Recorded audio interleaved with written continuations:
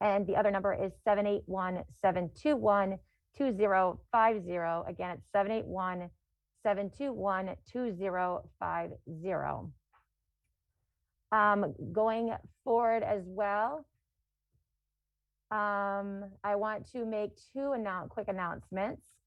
First, on your screen, you will see that there is a COVID-19 vaccination clinic coming in town for ages 5 to 11-year-olds on November 20th from 10 to 3 p.m. in the Winchester High School. Advance registration is required. So there's that information as well. I also want to draw town meeting's attention at the request of the school committee that tomorrow on Tuesday, November 16th, they're having their kickoff meeting for the Lynch Elementary School project community event. So they're holding two meetings. One is at 9 a.m. at the Town Hall Auditorium, and another one is at 6 p.m. in the Winchester High School Auditorium. So you have two opportunities to participate if you'd like in that Lynch Elementary School project community kickoff meeting. Before we begin, I wanted to tell town meeting a story that I think might be at a good point of my service to the town regarding Mr. Peter Haley. And when I was elected to be your moderator, Mr. Haley had also wrote all of town meeting about Mr. Sullivan, and that Mr. Sullivan, when he stepped down and Mr. Haley took his position, that Mr. Sullivan did it in a way to allow Mr. Haley to fill the position in the way that Mr. Haley did so well. In the last Memorial Day parade, I was lucky enough to attend as a member of elected officials. And I stood there at the Veterans Memorial and I looked out and I saw Mr. Haley out there, and he stood in the back and he didn't come up, and he hid kind of and let me just do what I do. And when he gave me guidance when I took this seat, he said that it is something that I need to make it the best for me. And so there have been a lot of feedback regarding what I do for you, a lot of positive feedback, and also a lot of great feedback in terms of ways I can be better. And what I wanted to say to all of town meeting at this point is, I am not Mr. Haley. He is wonderful. He has a great love of poetry. He also gave to his community in different ways than I have. But I do a lot of things differently. And one of those things is I am very talkative, and I also am very open to feedback. And so if you have questions or concerns as a town meeting member, please reach out to me. I am available to hear them and to talk to all town meeting members. I think of us as almost a family. You know, we all have different quirks and different things we need. And I want to make sure, as the moderator, I am making it that all of you are able to access the meeting, the discussion, the debate, and that you are getting your needs met so that you can vote in the best interest of those you represent. So going forward, I just want to make sure all town meeting knows that please feel free to reach out with me with your concerns. And as we go through this, and as I change and I make this position work for who I am as a person, that I welcome you to be part of that process. As part of that, a question came up this past week regarding the procedures that I have currently in place regarding questions of town meeting. Questions of town meeting, when they come in to me in our debates, I have the right as a moderator to direct it either to the proponent or to others who I think is the most appropriate to answer it. Going forward, I am going to continue that tradition that I have set up to do that. I think it is in the best interest of the town meeting, and I welcome your feedback if you think differently. Today, I spent a lot of time talking to previous boards and committee members throughout, a lot of long-time town meeting members as well, to hear their perspective of what they think might be best in the best interest of the meeting. And it was really well recommended by those members to continue what I have done to this date, which is doing the questions and directing them in the way that I see best. There are also other practices too that I have started. And so I welcome us as a community work through and talk about this. I welcome you to reach out and let me know of your concerns. with that, I once again am so honored that Mr. Haley gave me my space to be able to take this position and make it work for me. And I hope that together we can make it work for all of us. So with that very informative information, I welcome everyone to please rise and join me, if you would like, in the Pledge of Allegiance. I pledge allegiance to the flag of the United States of America and to the republic for which it stands, one nation, under God, indivisible, with liberty and justice for all. Thank you. You may please be seated. In our order of business today, we will be beginning with Article 25 and then moving through all the way through Article 31. And then we will be revisiting 14 as voted by town meeting in our last meeting. So beginning on Article 25.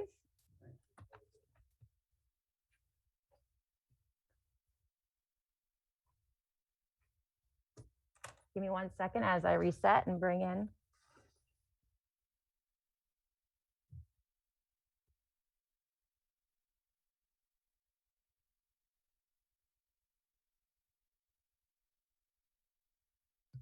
So town meeting, as this is a bonding article, I do need to read the whole entire thing, so stick with me.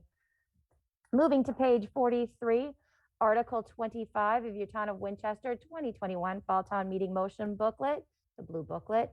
It is moved and seconded that the town hereby approve the $317,422,620 borrowing as authorized by the Northeast Metropolitan Regional Vocational School District Committee for the purpose of paying costs of designing, engineering, constructing, and equipping the new Northeast Metropolitan Regional Vocational School and related athletic facilities located at 100 Hemlock Road in Wakefield, Massachusetts, zip code 01880, including the payment of all costs incidental or related thereto.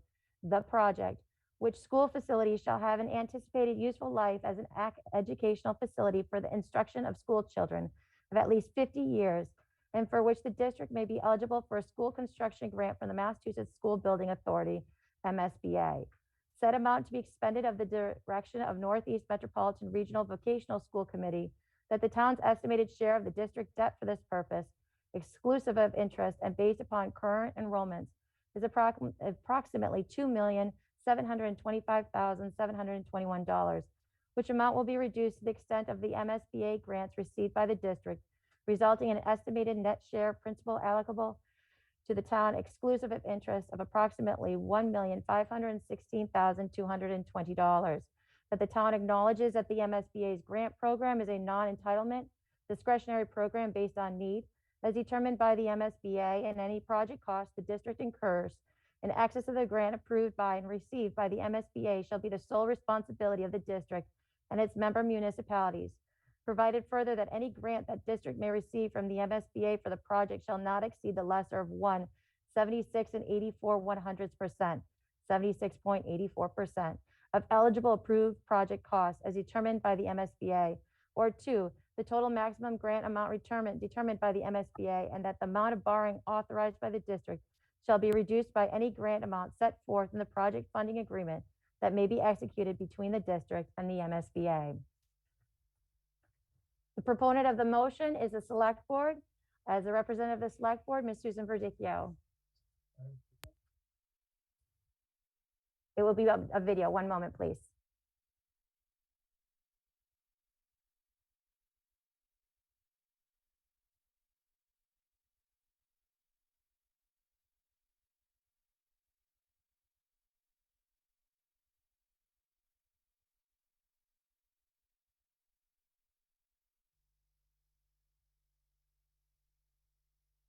Good evening, town meeting members.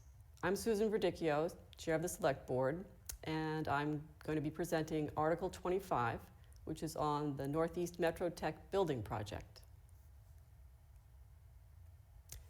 This article is before us tonight because Winchester is a member school district for Northeast Metro Tech, the regional VOTech or vocational technical high school attended by a number of Winchester students as an alternative to Winchester High School. Located in Wakefield, Northeast Metro Tech serves 12 communities in all, drawing students from Chelsea, Malden, Melrose, North Reading, Revere, Saugus, Stoneham, Wakefield, Winthrop, Woburn, and Winchester. The existing building dates from 1968 and was built for a target enrollment of 990 students. The school is now overcrowded with more than 1,200 students enrolled and typically has a long waiting list. A building-wide renovation has never been done, and the overall condition of the building is poor, with failing roof, failing windows, HVAC, plumbing, and electrical systems, and dated technology. It lacks adequate facilities for the needs of special education students, and it's just simply not able to offer 21st century teaching and learning or many types of up-to-date technical and vocational programming for today's workforce. The school was invited into the MSBA building process in 2017, and this final design for an entirely new 4-story building is the result of years of planning. Designed for a target enrollment of 1,600 students, it will have the right facilities for special education, be fully accessible, and be equipped with up-to-date technology and a modern library media center, gymnasium, auditorium, and cafeteria. It's also designed to be LEED Silver. This new facility will enable the faculty to offer 21st century technical and career programs like biotechnology, marketing, and medical assisting, as well as the full academic curriculum required by state law. Vocational technical high schools are just complex and they need distinctive learning spaces, and they're costly to build. The total estimated project cost for Northeast Metro's new facility is $317.4 million. In August, the MSBA board approved a maximum grant of $141 million, which would leave the remaining amount of $177 million to be paid by the 12-member communities. The building project and this grant must be approved by 8 of the 12-member districts by the MSBA's deadline this December. Here's where it gets complicated. First, the MSBA only reimburses for quote-unquote eligible approved project costs. So the stated reimbursement rates are estimates. Second, each city or town portion of the total cost, each portion of the total cost is based on the community's enrollment. The need for this building is clear, and ultimately we'll need to pay our own share. With 12 students enrolled annually, Winchester has the smallest share. Third, the Northeast Metro Tech Building Committee and School District have worked and lobbied hard to obtain additional state funding, and that funding commitment is also set to expire at year's end. The state legislature voted additional funding this year, allowing MSBA to raise the project's reimbursement rate to about 79.62%. The MSBA maximum is 80%. However, that state amount is tied to one-time ARPA funding received by the Commonwealth in 2021 and authorized in the state annual budget. There's no guarantee MSBA will be able to hold the higher rate past the end of this year. That's why this question is before us tonight. Approval by 8 of the member districts is needed by the end of December to hold on to the higher state grant. And if project approval should fail, the Northeast Metro Tech District may lose approximately $30.5 million in MSB funding for this project. So now we're moving to debt service. Just as the town of Winchester gets an estimate of the annual debt service when considering a borrowing, Northeast Metro asked the firm of Hilltop Securities to provide all the member districts with the project's estimated annual financial impact. Hilltop used conservative assumptions of a 4% interest rate and 30-year term. With the current high MSBA reimbursement, the amount of Winchester's share of debt service is estimated at $2,614,184. So the full amount of the debt would be felt in fiscal year 2028, when the annual impact to the town would be about $90,000.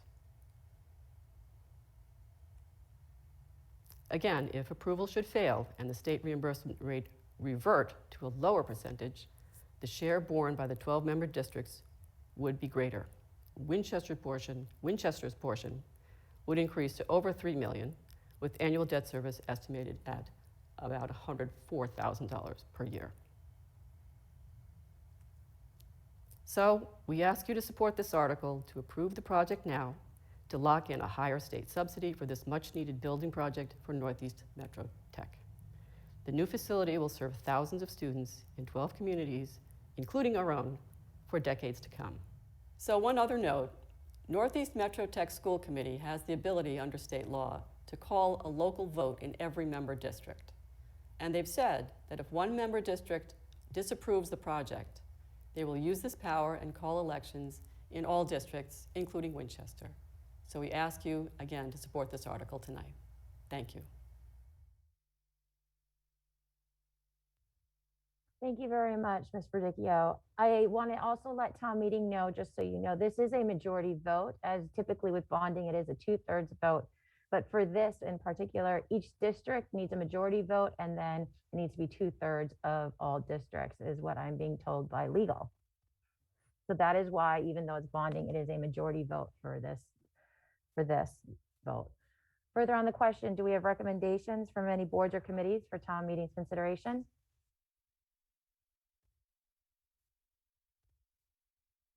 Well, Madam Moderator, the Select Board did vote, unanimously to support this article and recommend favorable action. Thank you very much. Dr. Blackwell of FinCom. Thank you, Madam Moderator. So the Finance Committee voted unanimously in favor of Article 25. Thank you. Seeing no other member, board, or committees rise, I ask now town meeting members, if you have any questions, comments that you would like to have, please use your V-Voter function, your speak button at the bottom right-hand corner of your V-Voter screen to let me know. Further on the question, Sally Doyle of Precinct 7. Thank you, Madam Moderator. Through you to town meeting, I speak in support of Article 25, which asks us to improve an investment. If you look at after the MSBC reimbursement of 1.5 million, or excuse me, our investment of 1.5 million is our share of a much larger number, 317 million, which is the money being sought by our vocational school district to build a new school in Wakefield. And I just want to say that VocaTech education is a really smart investment for our students, for our businesses, and really for the whole country. It benefits not only the individuals who go through VocaTech education programs, but the economy as a whole. We know that everybody learns differently and that we all have different aptitudes. Many students learn best by doing, and they thrive in a studio, in a workshop. I believe that if we want all our Winchester students to succeed, it's important for us to support vocational technical education, which can open many doors to interesting, well-paying careers. We know our manufacturing sector is growing, especially as we roll out our massive infrastructure investment. There is being created a wave of well-paying, highly skilled jobs for those with the right training. But right now it's facing a skills shortage. So I ask that people please do vote yes on Article 25. It's a yes vote for a vital part of our student body and really for the future of American industry. So I thank you very much.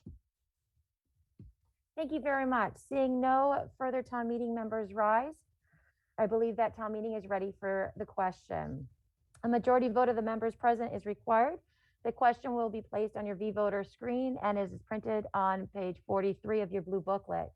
Please turn your attention to V-Voter and select yes if you are in favor and no if you are opposed. We will provide 40 seconds. I'll tell you when it starts. Starting now. Thank you.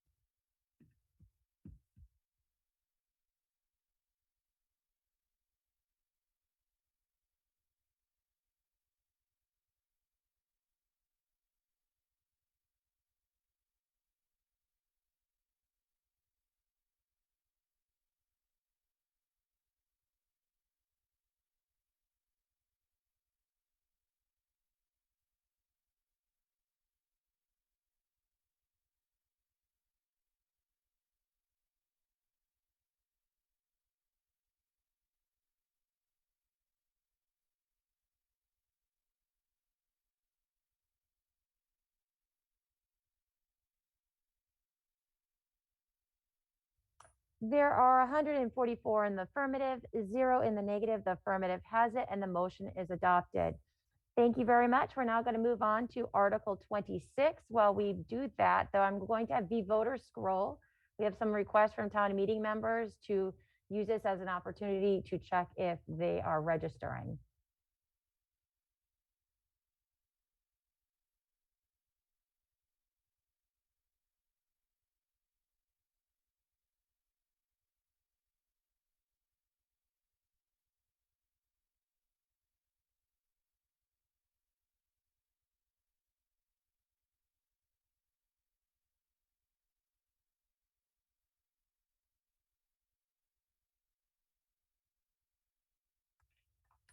Moving to Article 26, page 45 of your blue booklet. It is moved and seconded that the town vote to appropriate $25,000 from free cash for engineering services to construct a multi-purpose sport court at the Mystic School and all other costs incidental and related thereto. The sponsor is the select board, and Mr. Rich Mucci will be speaking on behalf of the select board. Mr. Rucci? We have a video. Good evening. I'm Rich Mucci from the Select Board, and I am here to present Article 26, a Select Board-sponsored article requesting $25,000 from free cash to engineer and design a sports court at the Mystic School to support the Winchester Recreation Department. The hot top basketball area at the Mystic School Recreation Department is beyond repair. As you can see from these photographs, the area is well past its shelf life.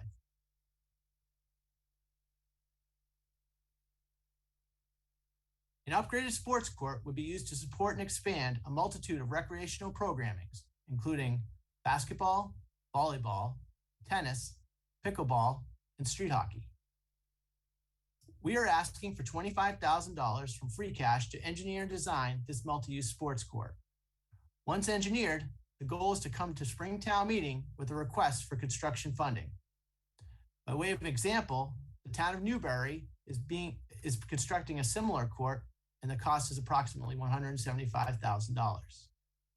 Here's what a new sports court would look like.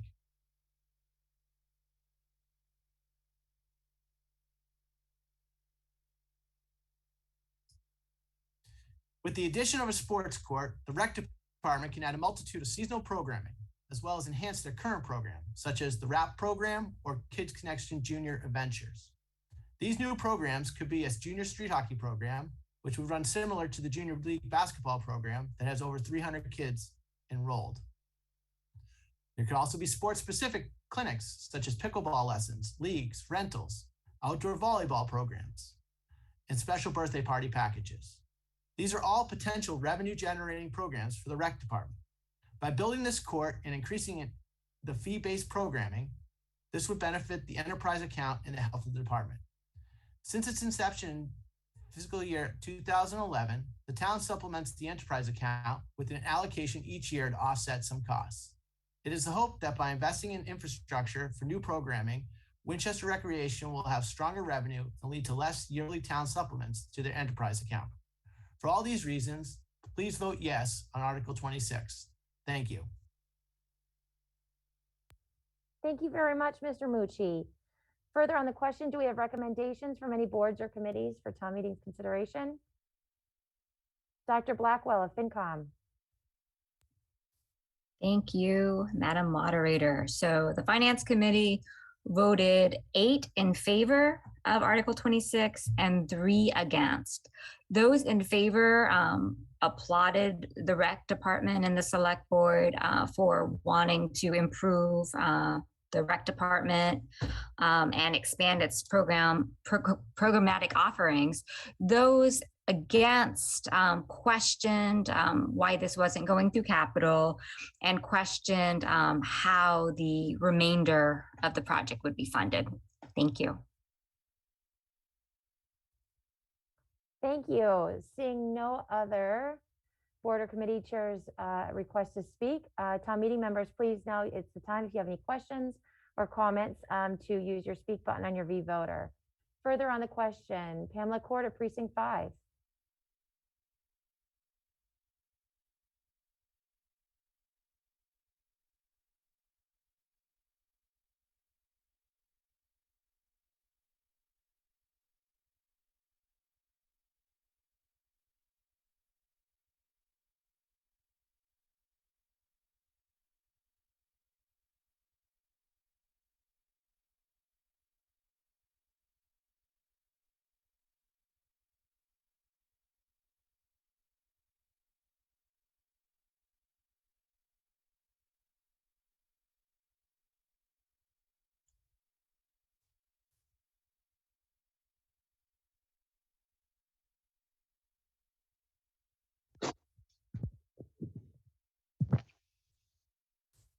Hi, I'm sorry for the trouble. Can you hear me now?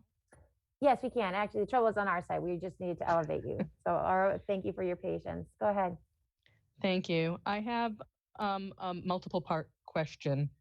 One is when we were at the town manager's public hearing, there was an estimated cost for the construction of this court of $250,000, which differs from the amount that Mr. Mucci presented of $175,000.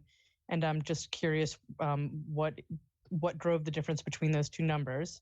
So that's the first question.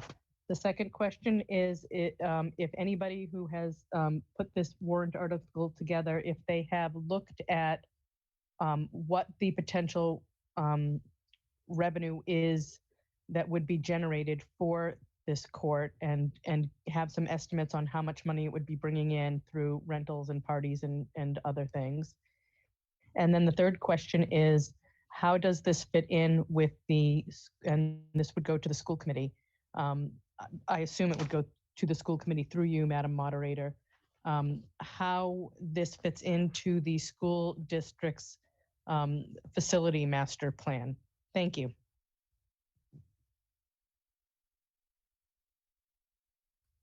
Thank you very much. First, Mr. Mucci, would you please provide us the estimated cost and clarify the variance, what the actual estimated cost for construction is at this point?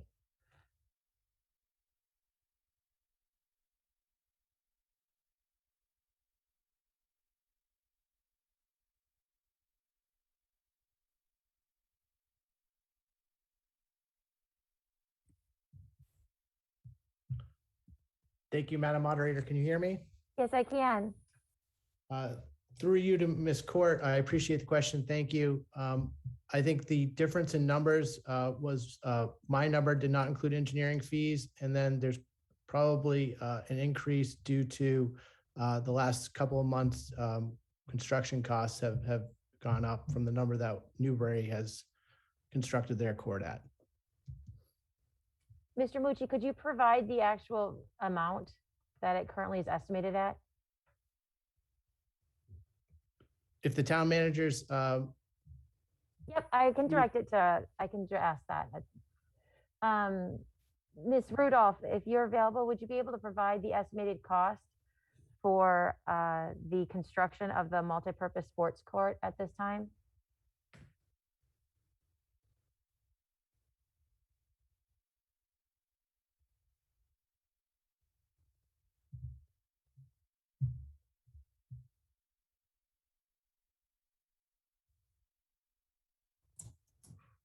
Hi, can you hear me okay, Madam Moderator? Yes, I can. Great, thank you. So right now we're just asking for the $25,000 in engineering fees. That will help us scope what the estimated construction costs are for the project. As Rich said, the example that we had from Newbury was around 175,000. We probably added a little bit, as he said, for the engineering services and some contingency money to get to that $250,000 estimate. But until we actually do this first initial design phase, we won't have a solid estimate. And we'll be back at Springtown meeting, or the plan is to be back at Springtown meeting to request construction funding. Thank you very much. The second question that came up, Mr. Mucci, is has there been an analysis on if there will be revenue generated from this project? thank you, Madam Moderator. I would defer that question to Nick Kafari from the Rec Department if he is present to talk about revenue possibly being generated from the sports court. Thank you. To the head of the Rec Department, would you be able to provide us information in the revenue that potentially might be generated through this project? Yeah, sure. Thank you, Madam Moderator. It's Nick Kacholfi from the Rec Department here. We did a very conservative outlook on some revenue based on some programming, starting pretty slow and trying to ramp it up. Running forward additional programs throughout the course of the year, because we don't want to program 100% of it. We want to also keep it as a local park, allow people access to it. We're looking at about anywhere between $25,000 and $35,000 a year, and that's very conservative. I know that we could add more programming. When we make our programs, we always make sure that they're priced out so that we make a percentage of money based on our overhead and the actual cost to run the program. So I think we could very conservatively make between 25 and 35 in the first year and then ramp it up from there. Thank you very much. The third question that the town meeting member had, I believe will be turned to Ms. Mariama Bolognese, the chair of the school committee. Did the school committee look into how this fits in with your master plan of your buildings and sites?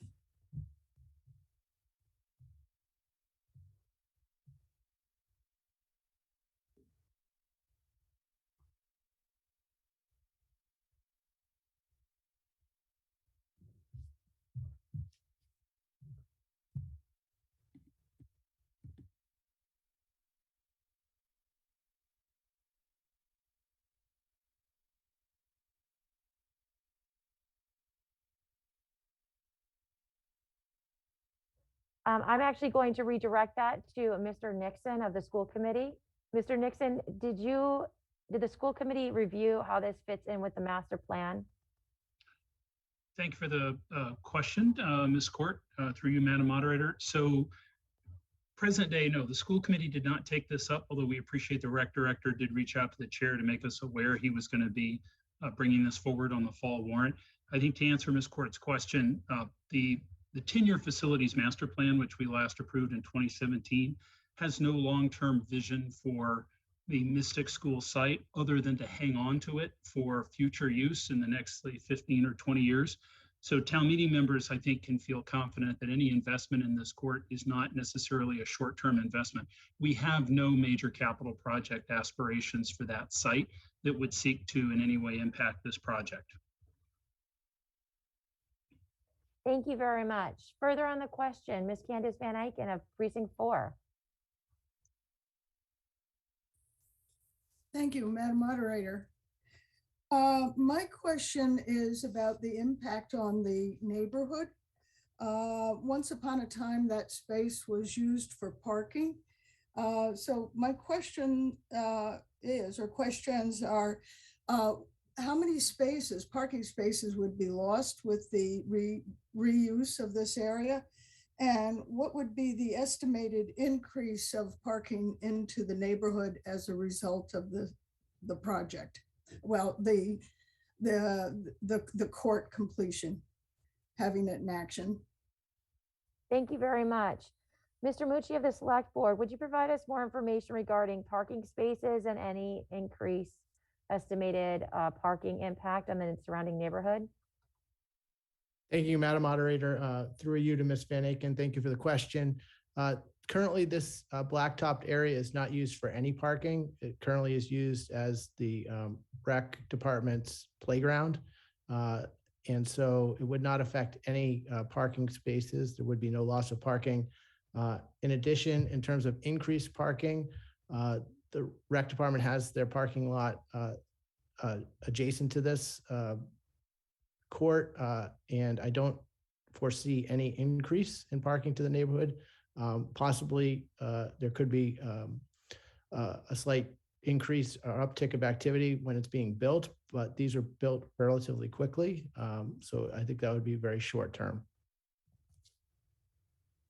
Thank you very much. Further on the question, Mr. Roger Wilson of Precinct 1.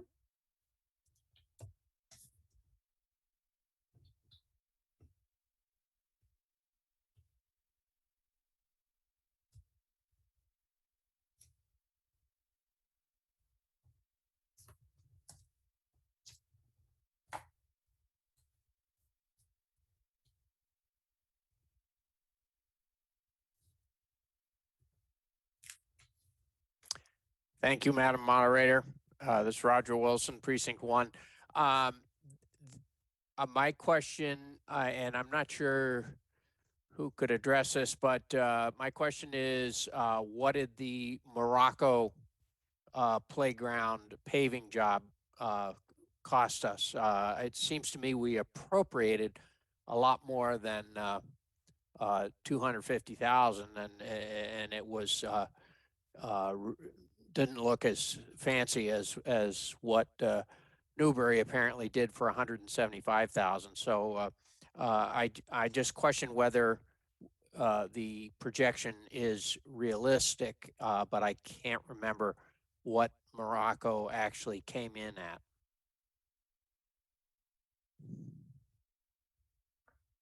Thank you. To the town manager, would you be able to provide information on what the Morocco repairing job was? How much that cost?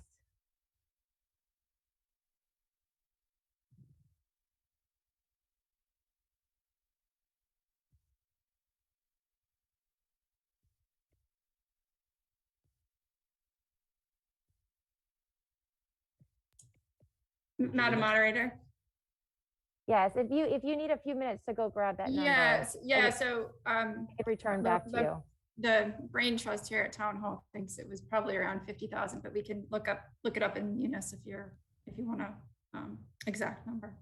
Yeah, I'll give you time to look that up and I'll move on with questions and return back to get that answer. Thank you. Thanks. Amy Poftak of Precinct 3. Thank you, Madam Moderator.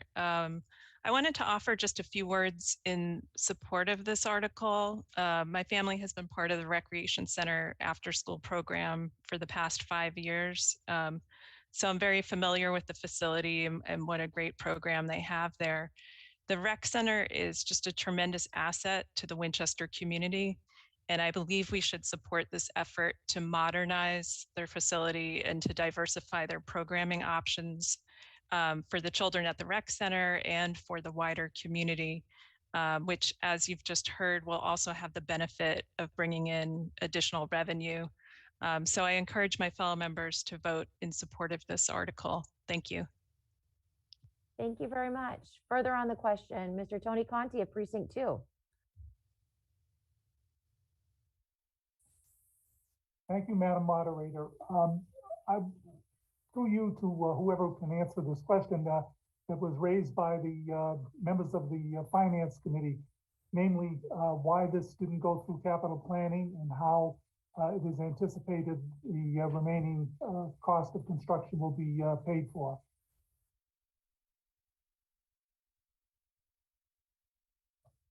Can you hear me? Mr. Moot, yes, I can. Thank you. Sorry, it took me a minute to unmute myself. I try to mute when you speak, so we don't get any feedback. But to Mr. Mucci, can you provide town meeting some more information on why this project did not go through the capital planning process?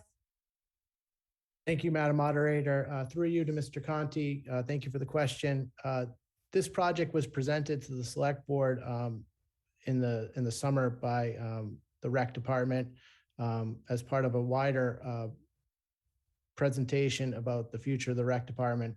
It was at that time that the Select Board felt it was important to move this project forward as quickly as possible and felt that it warranted coming to town meeting and sponsoring this article for these engineering costs so that we could build this court in due course and ask for the funds once the engineering is complete in the spring. So we thought this was the best course of action and pursued the project this way.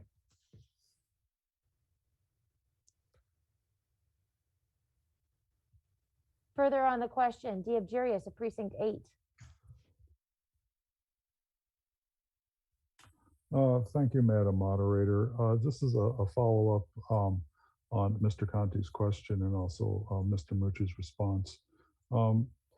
So if this idea was presented to the Select Board in midsummer, it seems, can someone speak to the timeline required by the Capital Committee to receive a request and act upon it so that we can determine when such a request should have been made of the Capital Committee? Thank you. Thank you very much. To the Chair of the Capital Planning, Mr. Jimmy Johnson, would you provide us information on the schedule of the process to submit projects for capital planning's consideration?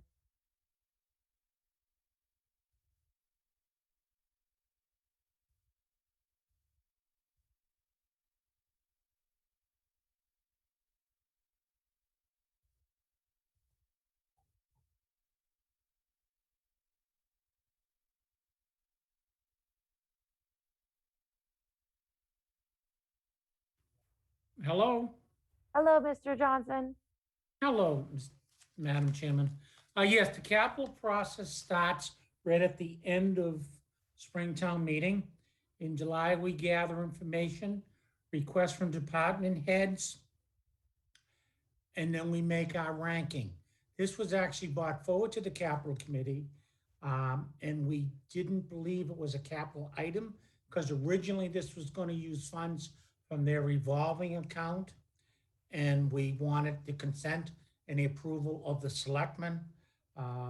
So therefore, we didn't act on it this capital cycle because it was outside of our funding source. Thank you very much. There is a move the vote. However, I just want to make sure that Ms. Rudolph has an opportunity to provide the answer for the cost of the Morocco.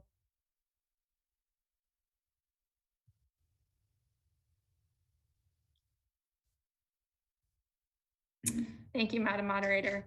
$50,000 was appropriated for the Morocco School basketball court paving project, and the project cost $32,000. Thank you very much for providing us that information. There is a move the vote. Do I have a second? There is a second by, the move the vote is by Maureen Meister, Precinct 3. The second is going to Colin White of Precinct 2. Give me one moment. I am going to let you know that there were 2 people that remained in line for your knowledge.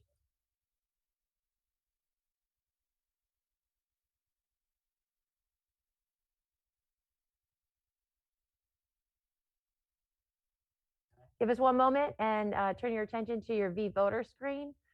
At this time, to remind town meeting members, we are voting to consider to end debate. If you vote in favor, debate stops, and then we move to vote the actual motion. If you vote not in favor, debate will continue. This is a 2/3 vote requirement.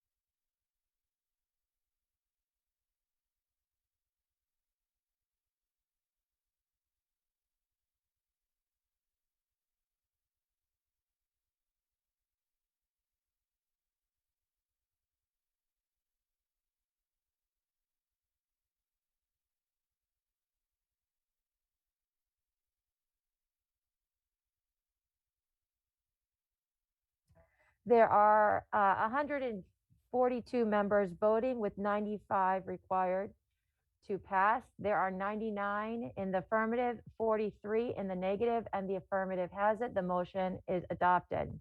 We now turn directly to the vote.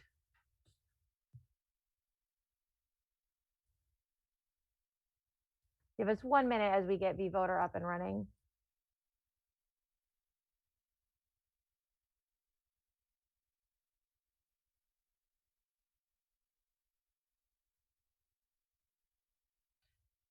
As just a standard practice, I have been allowing the proponent speak. And I just want to give Mr. Mucci that opportunity if you would like to take it for any closing comments. Thank you, Madam Moderator. I'll just say briefly that I hope you'll support this article.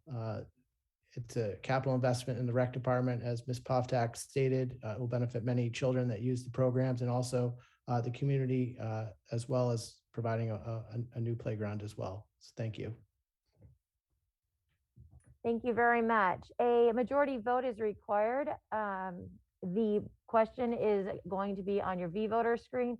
It is also printed on page 45 of your blue booklet. Please turn your attention to your V-voter screen and select yes if you are in favor and no if you are opposed to this project, which is for $25,000 free cash for engineering services for a multi-purpose sports court.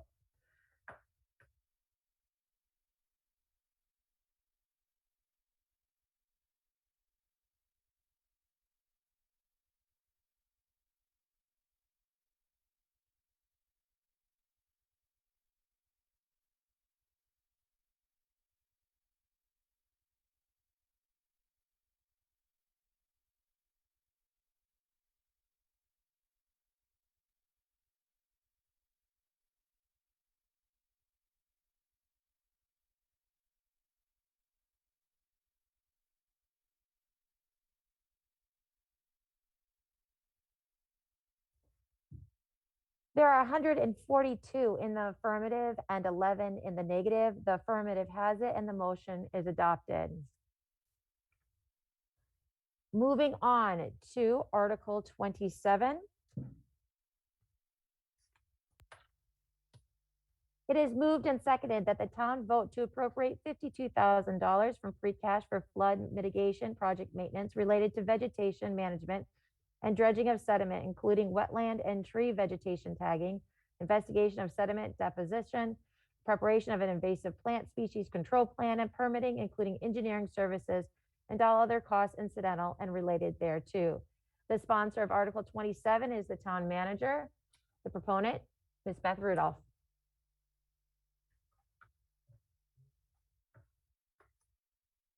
Video will start shortly.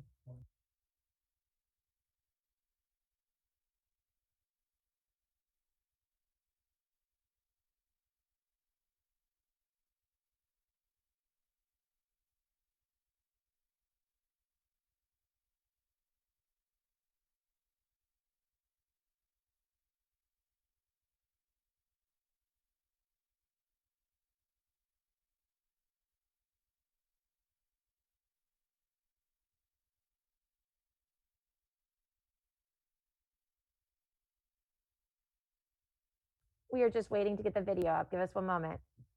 Good evening, Madam Moderator and town meeting members. I'm here tonight to present on behalf of Article 27, which requests funding for maintenance of 2 of our completed flood mitigation projects. The town has made significant investments in our flood mitigation program since the program was first conceptualized in the mid-1990s. All but 2 of the projects have been completed. Work at the Swatton Street Bridge is currently ongoing, and the design and construction for the Morocco School Culvert project has been fully funded.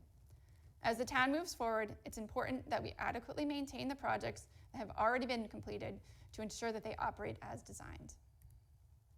This request is for $52,000 from free cash to fund the design and permitting of maintenance activities associated with sediment removal downstream of the Cross Street Culvert and vegetation maintenance associated with the channel widening along the Mystic Valley Parkway. Thank you. Thank you very much, Ms. Rudolph. Do we have recommendations from boards and committees? Ms. Susan Verdicchio of the Select Board. Thank you, Madam Moderator. The Select Board recommends favorable action. Thank you. Dr. Blackwell of FinCom. Thank you, Madam Moderator. The Finance Committee voted unanimously for favorable action for Article 27. Thank you. Town meeting members, if you have any questions or comments, please use your request to speak button at this time. Seeing no town meeting members rise, I believe that town meeting is ready for the vote. A majority vote of the members is present is required. The question is going to be on your V-Voter screen shortly and is located on page 46 of your blue book. As soon as it is up on V-Voter, I will give you 40 seconds.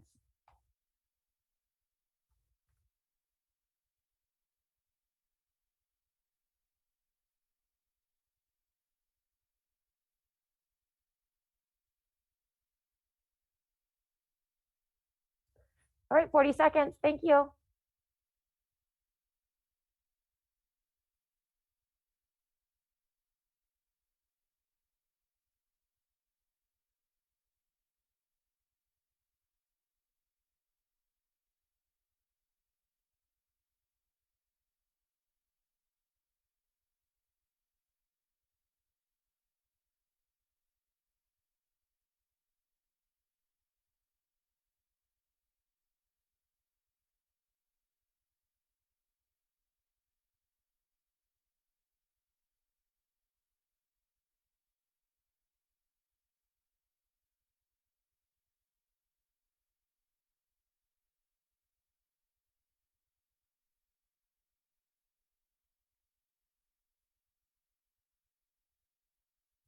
There are 152 in the affirmative, 1 in the negative. A majority vote required. The affirmative has it and the motion is adopted.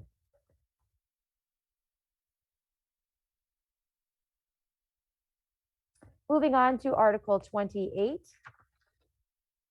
It is moved and seconded that the town vote to appropriate $57,000 from free cash for continued architectural and engineering consultant services for the Sanborn Carriage House renovation associated with the school district's central office relocation study and all other costs incidental and related thereto, that the Educational Facilities Planning and Building Committee, also known as the EFPBC, be authorized to have oversight of said project, and that in accordance with Section 4-2 of the Winchester Home Rule Charter, the town manager shall have authority to enter into contracts and approve payments with respect to said project. The proponent of the article is the school committee. On behalf of the school committee is Mr. Chris Nixon. I'd like town meeting members to know that Mr. Nixon reached out to me to notify that due to the recording, it has extended beyond 10 minutes to approximately 14. As long as I do not hear from any town meeting members to object, I'm going to allow Mr. Nixon's presentation to extend to the 14 minutes as recorded. Seeing no town meeting members rise in opposition, we will proceed with Mr. Nixon's presentation. Thank you.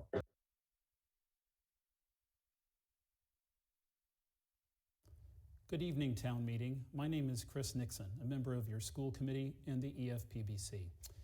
Tonight, I'm pleased to present a request for supplemental funding to take some exciting design work a step further, from schematic design to design development, for the school district's central office relocation to a renovated carriage house on the historic Ambrose campus. This request follows prior town meeting funding, which permitted space programming and schematic design. First, a quick history review. The school district's central administrative functions, or what we call central office, has moved from place to place over many years. In general, these locations have been somewhat opportunistic in repurposed space, never really designed or constructed for such a purpose. This was the case with the central office move to Parkhurst in 2013, its occupancy of a portion of Lynch years earlier, and in the 1970s and early 80s, the team actually was housed at the Sanborn House on the Ambrose campus, which is now home to the Winchester Historical Society. We first began to think about central office location strategically back in 2012. At that time, we had just redistricted our elementary schools in preparation for the opening of the new and expanded Vincent Owen. In the decade from 2003 to 2012, statewide K-12 enrollment fell by over 3%, while Winchester's enrollment exploded by nearly 30%. We were literally bursting at the seams and in great need for instructional and support spaces.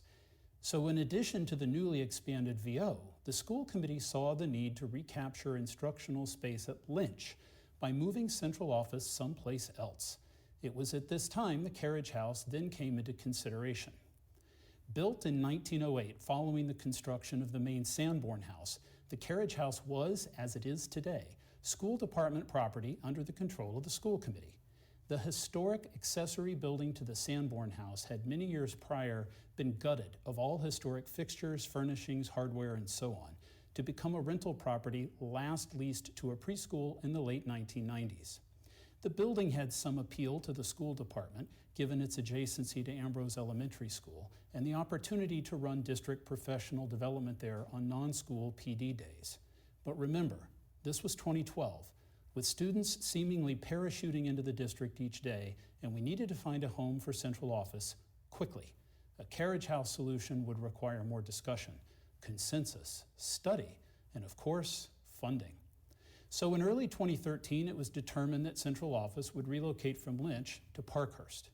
Once one of Winchester's 10 smaller neighborhood schools in the 1950s and into the early 1970s, Parkhurst had been used as swing space for the construction of Ambrose in 2005, and once again was pulled out of mothballs to accommodate Vincent Owen students during the construction beginning in 2011. With Parkhurst becoming vacant, students moving to the new VO, central office moved into the former school in the summer of 2013, but with some important acknowledgments and commitments made to the town. At approximately 28,000 square feet, there was concern expressed by Finance Committee, town meeting members, and others over a relatively modest space need taking over the entire upper floor of an elementary school, given the costs of utilities, ongoing maintenance, and long-term renewal and replacement costs approaching $15 million. The school committee pledged that the central office move to Parkhurst would not be a long-term solution. We indicated at the time a need for the space for at least 3 years and hopefully not more than 10. Begun in 2016, the district's facilities master plan looked carefully at the central office question, tying up large spaces not needed and potentially useful as a revenue stream or to accommodate enrollment growth or swing space for future construction. Parkhurst was once again reaffirmed as a shorter-term solution for our administrative team. The master plan considered several options, including renting space and inclusion in a new Morocco or Lynch elementary school. In the summer of 17, the school committee voted to approve the Carriage House option, and we shared this with town meeting. At a very high level, the Carriage House seemed to be a good fit for our administrative needs, but it was recognized at the time that more work would be required to confirm the fit, cost, and timeliness of this solution. Subsequently, for FY19, town meeting approved $100,000 to fund space programming and schematic design of central office located at a renovated Carriage House. This work was approved for advertisement by Town Hall in 2020, and we were pleased to select Tappe Architects for the project. Tappe is familiar with Winchester, as they are the architects of the Ambrose and Vincent Owen elementary schools. Town meeting, I'm also pleased to share with you all tonight that last month the MSBA's designer selection panel voted Tappe Architects as the finalist for the Lynch replacement project, and the EFPBC just approved a contract with them on Wednesday, November 3rd. We're excited to once again be partnered with such a talented design team. Concurrent with the programming and schematic design of the Carriage House this past spring, the school committee did consider whether to seek central office space at the new Lynch Elementary School in partnership with the MSBA. In some instances, the state does permit districts to include central office program in school projects. However, they make this determination only on a case-by-case basis, and in every instance, the costs are not reimbursable. Therefore, in addition to the development of a functional space program for central office and a Carriage House design, Tappe was further charged with evaluating the challenges and opportunities associated with both options, Carriage House and Lynch, including timeliness, construction cost comparisons, and operational impacts. The design team carefully evaluated key aspects of both options, which were presented in a special public meeting at Winchester High School on September 9th and discussed at length in subsequent meetings with public comment. With no direct cost savings associated with a Lynch-based central office, each estimated to be between $4.1 to $4.3 million in construction and close to $6 million in project costs, and a nearly 2-year difference in timing, with a Carriage House solution being available well ahead of Lynch construction, making Parkhurst available for swing space for Lynch students and freeing up the site for the best option developed. The school committee narrowly met the MSBA and Lynch project OPM deadline of October 1st, voting to affirm the 10-year facilities master plan recommendation, designating a restored and renovated Carriage House as the future home to the Winchester Public Schools central administrative offices, and further, to work with the Select Board, Town Management, Capital Planning, and Town Meeting to identify and secure funding sources for the work. Tonight's request is for $57,000 to help take the schematic concept one more step to design development. While we have detailed architectural plans and renderings illustrating how the Carriage House can meet the needs of the district as a fully accessible central office location, the mechanical, electrical, plumbing, and fire protection scope remains only in narrative form. The schematic cost estimate today will be better developed once the engineering team can develop preliminary drawings and the scope of work can be better understood by the estimators for an even firmer opinion of construction cost. We also seek to finalize the added parking, site work, and circulation plan to support the project, taking into account input from the adjacent Winchester Historical Society and the broader Ambrose community. In meetings with the Select Board, we've been encouraged to talk more about the timing of this work as it pertains to the Lynch feasibility study. And the Finance Committee has questioned what alternatives may exist, including central office staff working from home for 2 years, or perhaps renting space elsewhere to free up Parkhurst. These are helpful points to address. In the feasibility phase, the MSBA requires us to evaluate many different options for the new Lynch, each one responsive to the many unique challenges the Lynch site presents us today. That includes partial demolition and a new build similar to Winchester High School, or a new freestanding school similar to Vincent Owen. With the Preferred Development Program established by December, our design team will engage with the Lynch community to study and develop multiple options, and by March, we will have selected a preferred schematic design to submit to the MSBA board for approval. This timing dovetails well with the request before you tonight, as we can take the Carriage House central office plan from schematic design to design development by late January, with a detailed statement of scope and costs, as well as an especially clear understanding of the benefits this project will afford the Lynch project, whether on quantitative terms, like the cost avoidance of unreimbursed swing space, or more qualitative aspects, such as freeing up substantial portions of the site to permit the most cost-effective, flexible, and adaptable long-term Lynch project solution. One of the options suggested by the Finance Committee is to move central office out of Parkhurst for 2 years into rental space, freeing up the building to accommodate Lynch students during construction, and, prior to moving central office back into Parkhurst, renovate a portion of the school to better accommodate this business use. This is an interesting idea, and it's a twist on one first explored back in 2017. Today's rental rates are back on the upswing, climbing for the third consecutive quarter after a sharp drop due to COVID in 2020. We've evaluated the needs for this option, which include a fit-up allowance, IT infrastructure, off-site documents contractor to manage thousands of sensitive student and employee records, as well as 2 moves. While options within and immediately adjacent to Winchester fall short of our space, term, accessibility, or parking needs, we do find a number of options in surrounding communities. The cost of these options lies between $650,000 and $750,000, and as a rental option, does nothing to invest in Winchester's real property assets. And putting aside a 2-year rental scenario, what about a central office return to Parkhurst? A modestly sized partial renovation of the school to accommodate this business use, which would then presumably leave other space unclaimed and available, is estimated to cost somewhere near $2.5 to $2.25 million. Though considerably less than the current $6 million estimated project cost for the Carriage House renovation, this dollar value triggers an important and expensive clause in the Massachusetts Building Code. When the cost of construction exceeds 30% of the assessed value over a 5-year period, municipal buildings must be brought fully up to code, including the seismic code, energy code, and others. This was the case with Winchester High School. In the case of Parkhurst, this trigger would require an estimated $7 to $9 million in code compliance costs, all completely unrelated to the significant building systems renewal and replacement costs projected over the next 10 years. In a word, this would essentially become a complete renovation of Parkhurst following Lynch, when our master plan calls for our next school project to be Morocco. So then why not just stay put? Parkhurst is a school building. Its value is in instructional space, not a business use. It's the only reasonable swing space option for the Lynch project in our inventory, accommodating a variety of development options. Our Lynch OPM Hill International estimates the value of the main level currently occupied by central office as up to $3 million if utilized as swing space for the Lynch project, something every finalist firm described as necessary to deliver the school.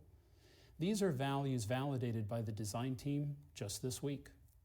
We see a number of paths for Parkhurst with value to the town as an expanded rec center or perhaps a source of rental income from daycare or after-school providers.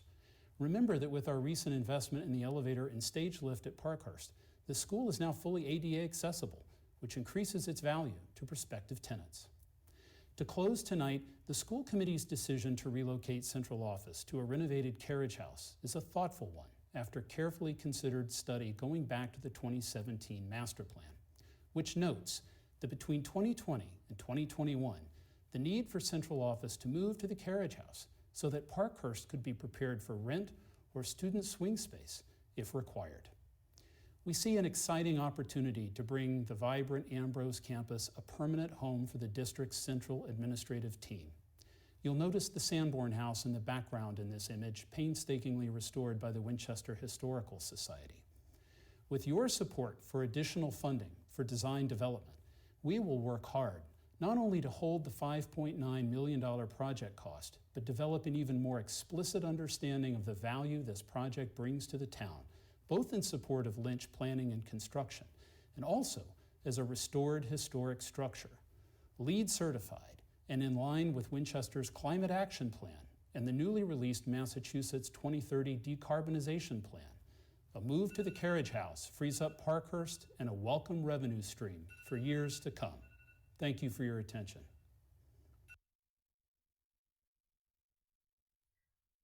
Thank you very much, Mr. Nixon. At this time, I ask boards and committees to let us hear your recommendations. First up, Ms. Susan Verdicchio of the Select Board, do you have a recommendation for town meeting's consideration? Yes, thank you, Madam Moderator. The Select Board appreciated that the school committee and EFPBC look into the rental option, and also that appreciated and took note of the substantial cost and need for swing space connected to the Lynch project, and we voted to recommend favorable action. Thank you very much for that. Dr. Blackwell of FinCom, do you have a recommendation for Tom? Thank you, Madam Moderator. Sure. Thank you, Madam Moderator. So the Finance Committee did discuss Article 28, and we voted 1 in favor and 9 against. We were concerned on a few fronts. One, as Mr. Nixon explained, we felt that there was no thorough analysis of alternatives. And it was almost as if the Carriage House was predetermined as the place that the school committee wants to move the central office. And now, after watching the presentation, I see that was the decision in 2017, but things have changed since then. And Finance Committee didn't feel that all options were explored, not only right-sizing Parkhurst, but using other town buildings, maybe temporarily splitting up the central office to use other school buildings, for example.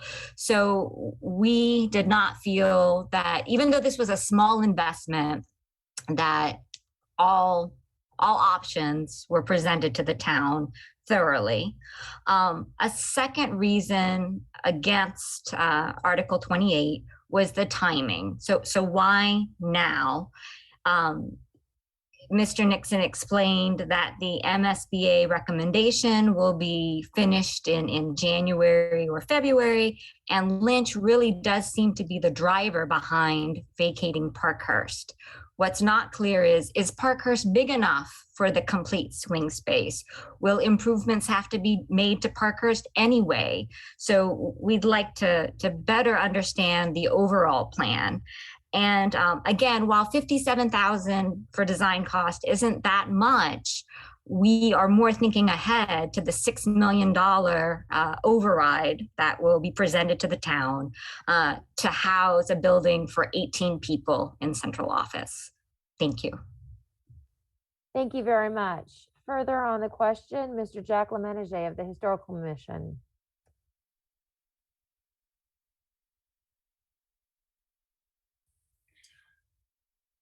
Good evening. Thank you, Madam Moderator. Speaking on behalf of the Winchester Historical Commission. For the past decade plus, the commission has been involved in an ongoing effort to preserve this historic building through various means.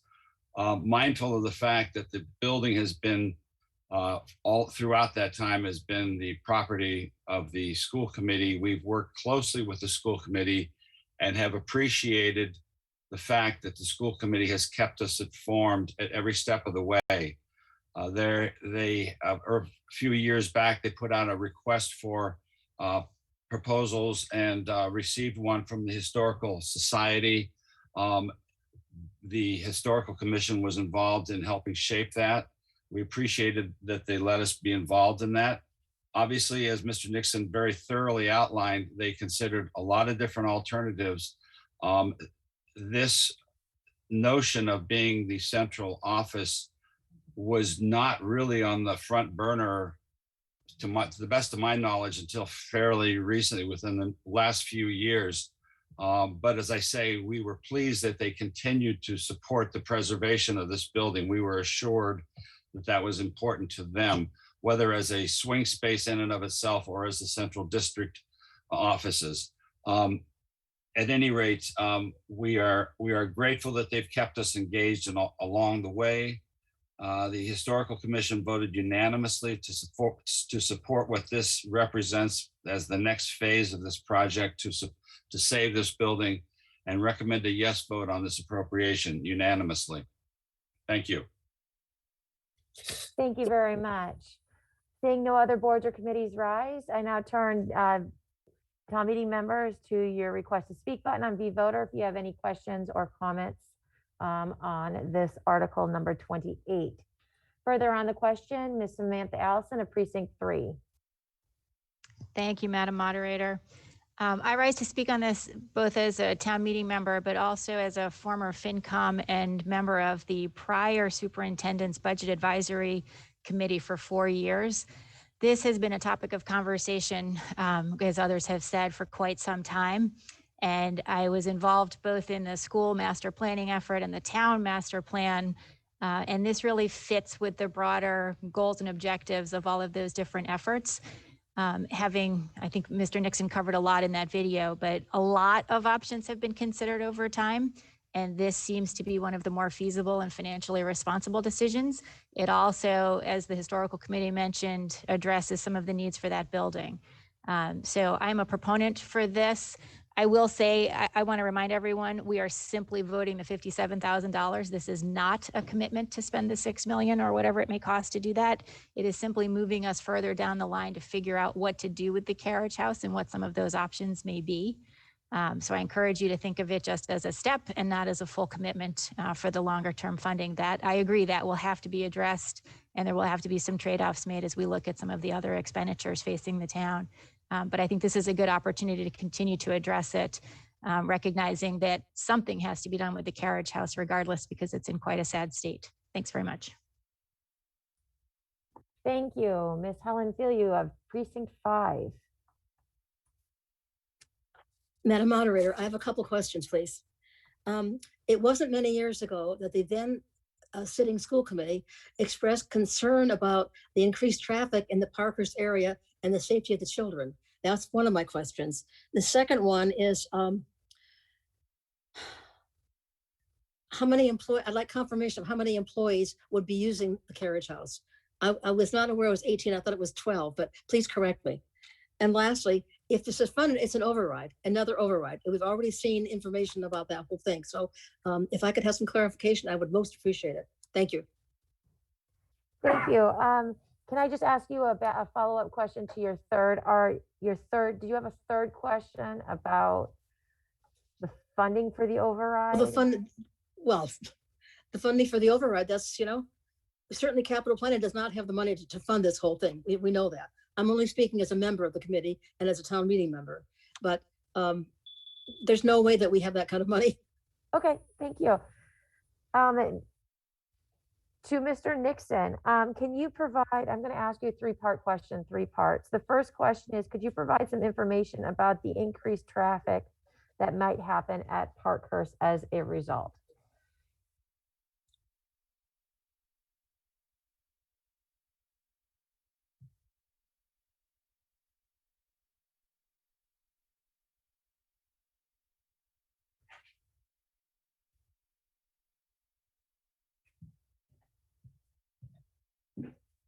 No purple carrot there?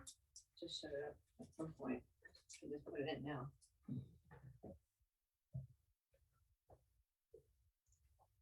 There we go. Am I elevated now, Madam Moderator? Yes, you are. Sorry about that, Mr. Nixon. No worries. Thank you. Nice job tonight. Sure. So I think there was 3-part question there. One was about traffic. So to Ms. Filio, so of course there are different uses here at Parkhurst since 2011. We did have some elementary students there to accommodate the construction of the Vincent Owen School from 2011 to 2013, when we had the highest volume of traffic. That was a bit of a short-term issue, but certainly one with which our administration engaged with various neighbors to address concerns. our new superintendent, of course, is seeing some of this on a daily basis because we now have some pre-K students that have moved into the lower level of Parkhurst, having vacated the Lynch School. Much less traffic, of course, associated with the administrative use. And I think that that was also a part, Madam Moderator, of Ms. Filio's question. So when we talk about employees at central office and sort of what this project accommodates, this project can accommodate up to, I think it's 20 employees at central office. Most of them will be based at the Carriage House, but we have between 3 and 4 and possibly as many as 5 floaters. That is, we have some folks who maybe are based at central office 2 or 3 days out of the week, and then they spend their other 2 or 3 days actually at some of our elementary schools, for instance. So there's an opportunities to share some space there. And then, and forgive me because I feel like I'm taking this out of order, the question with respect to funding is a very fair one. What we're looking to do is take a substantial amount of work that's been done at the schematic level with a very detailed cost estimate based on architectural drawings. But remember, for the mechanical, electrical, and plumbing systems, we only have written narratives. We don't have drawings. Cost estimators tend to like drawings over paragraphs with words. And so what we wish to do with this phase is actually take the good work that's been done, take it to one more step, one more level of detail, and not only hold that 5.9 number, but get it down for a conversation in the spring. Because this is a historic building, there certainly exists some opportunity for us to pursue some historic preservation grants. We would need to get through this phase here and get over this hurdle with town meeting, of course, to make that happen, but we would leverage every opportunity. An override to Carriage House.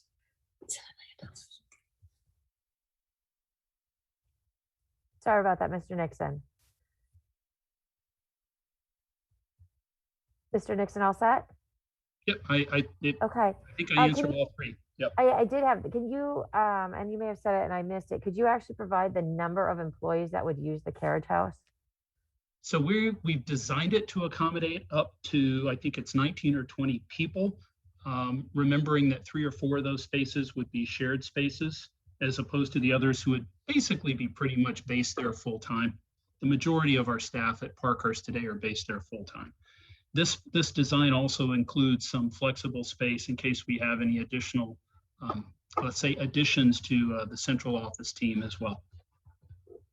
Thank you. Further on the question, Michelle Pryor of Precinct 4.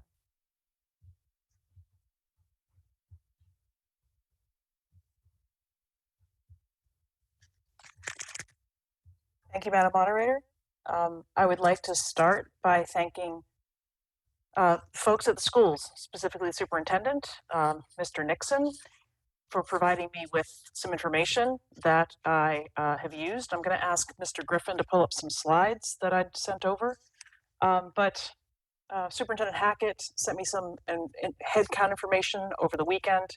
Mr. Nixon and I have had several phone calls on this topic. I was watching the September 9th meeting. I sent in some written questions and got responses, so I'm very grateful for all the time that Chris has specifically taken to catch me up on the thinking behind this. However, I am opposed to this article. I would invite other town meeting members to consider very carefully what this schematic design might lead to. And I think I'm with Dr. Blackwell's concerns as well. So I looked at enrollment since 2016, 2017 to today. And we'll get to enrollment in a minute, and also considering COVID, and also what we've done with administrative staffing. So if you could go to the next slide, please. I want to note data here came from the schools or came from the State Department of Ed. So since 2016, 2017, overall enrollment in the district is down 5.8%.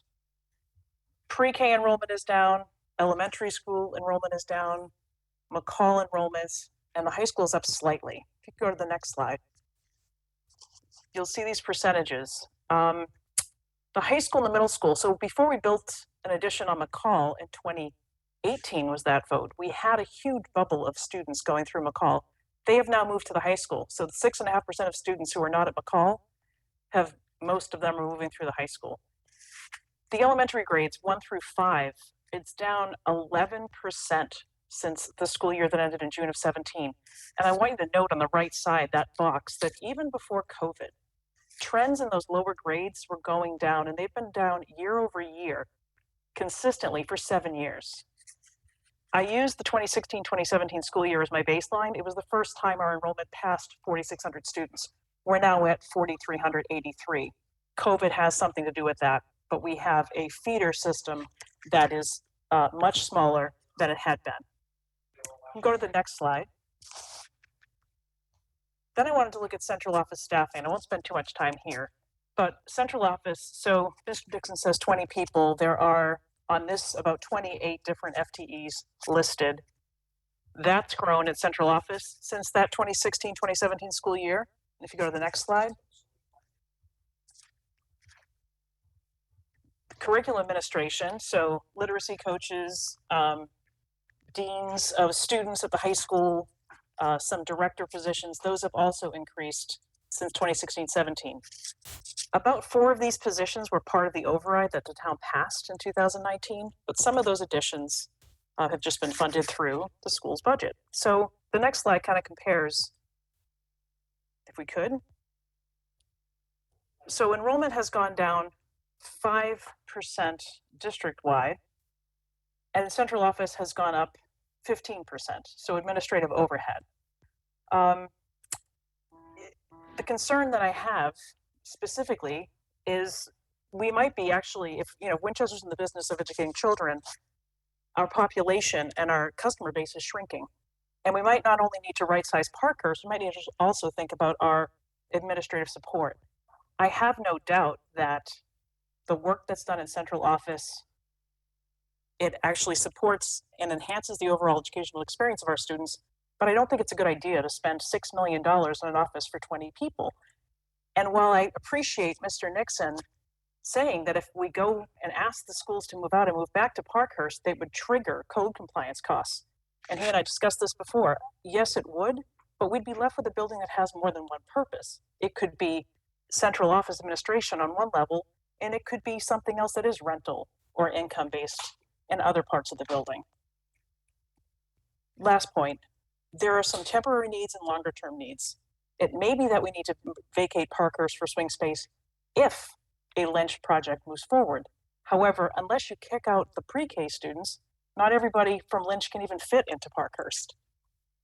And if Lynch gets the green light and the debt exclusion passes, yes, the swing space might be needed, the vacating the space might be necessary, but you could move back, or you could move into Lynch, or you could build somewhere else.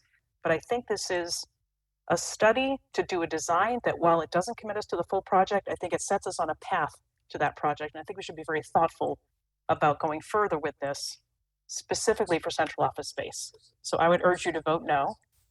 Thank you. Thank you very much, Ms. Pryor. There is a move the vote from Michael Rousseau of Precinct 4. Is there a second?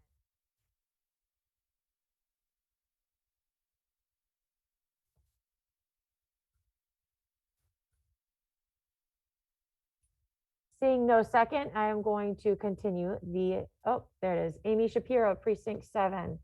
There is a second on that. So for those who would like to know, we currently have Anthony Conti, Precinct 2, Dorothy Simboli of Precinct 6, Diab Jirius of Precinct 8, and Carl of Precinct 4 that are currently in line. We have a point of order from Peter Schemetz of Precinct 5.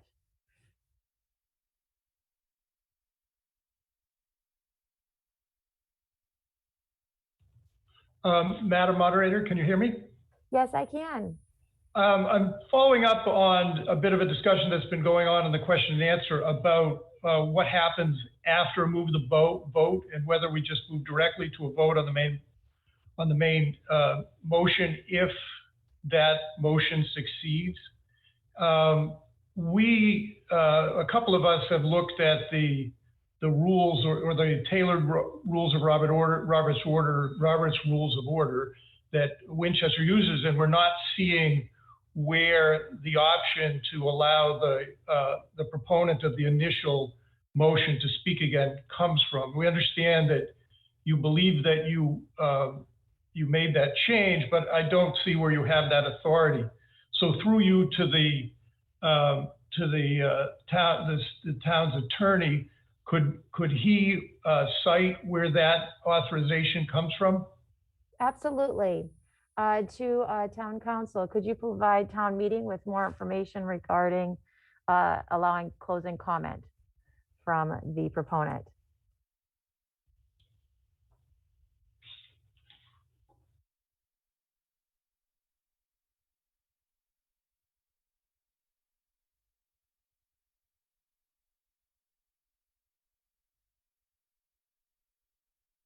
Yes, I can. Thank you. I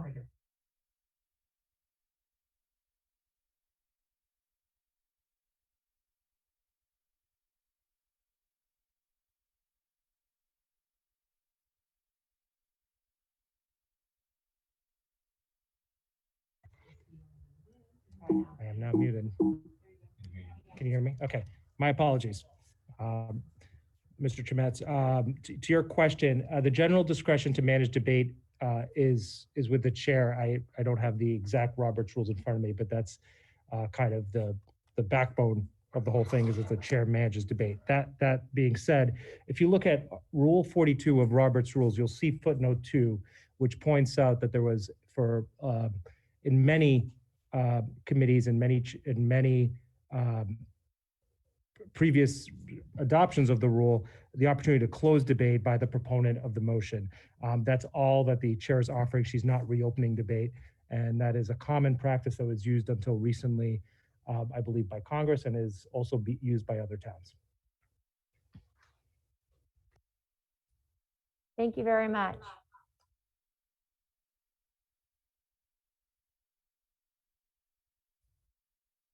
All right, at this point,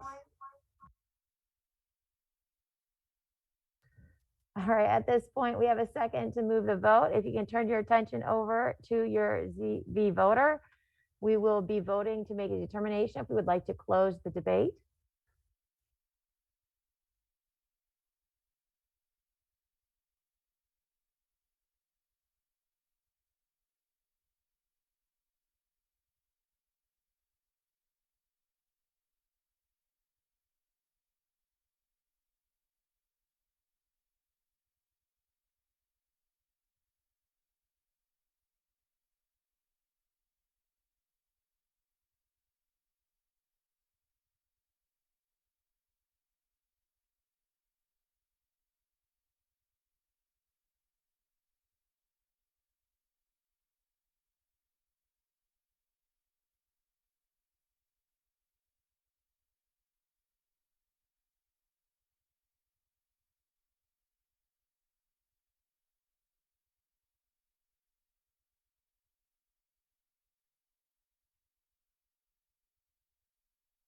There are 2/3 votes required for adoption.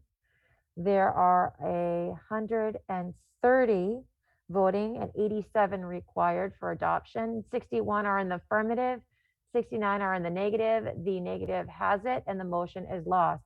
Continuing further on the motion of Article 28, we have Anthony Conti of Precinct 2.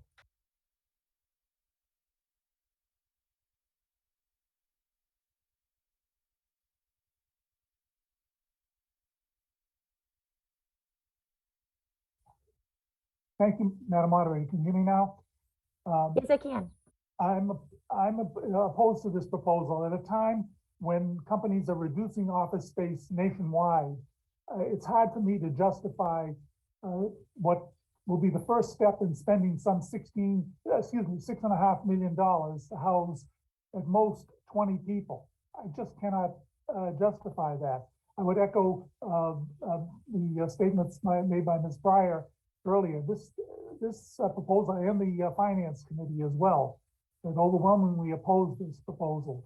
I would hope that town meeting would vote this down. Thank you very much. Thank you very much, Mr. Conti. Further on the question, Dorothy Simbolia, Precinct 6.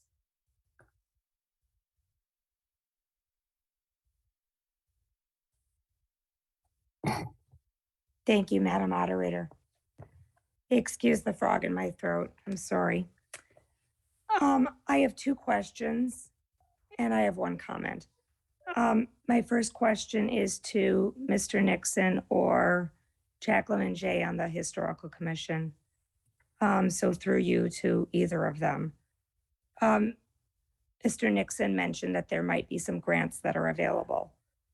Do the Historical Preservation Act. I'm wondering if there's any idea about how much of the grant money would be available, just approximate range, like, you know, low to high, and are those considered matching grants? And the other question is, what if we do this renovation and if Parkhurst is eventually used as swing space or not, what do we foresee using Parkhurst for in the future? My comment is in response to Michelle Pryor. I understand we're seeing actual numbers of students in schools right now, but also during COVID, we had a lot of residences turnover in this town.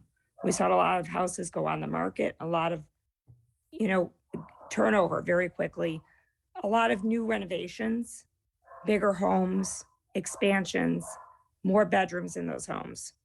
And generally more bedrooms equal more students.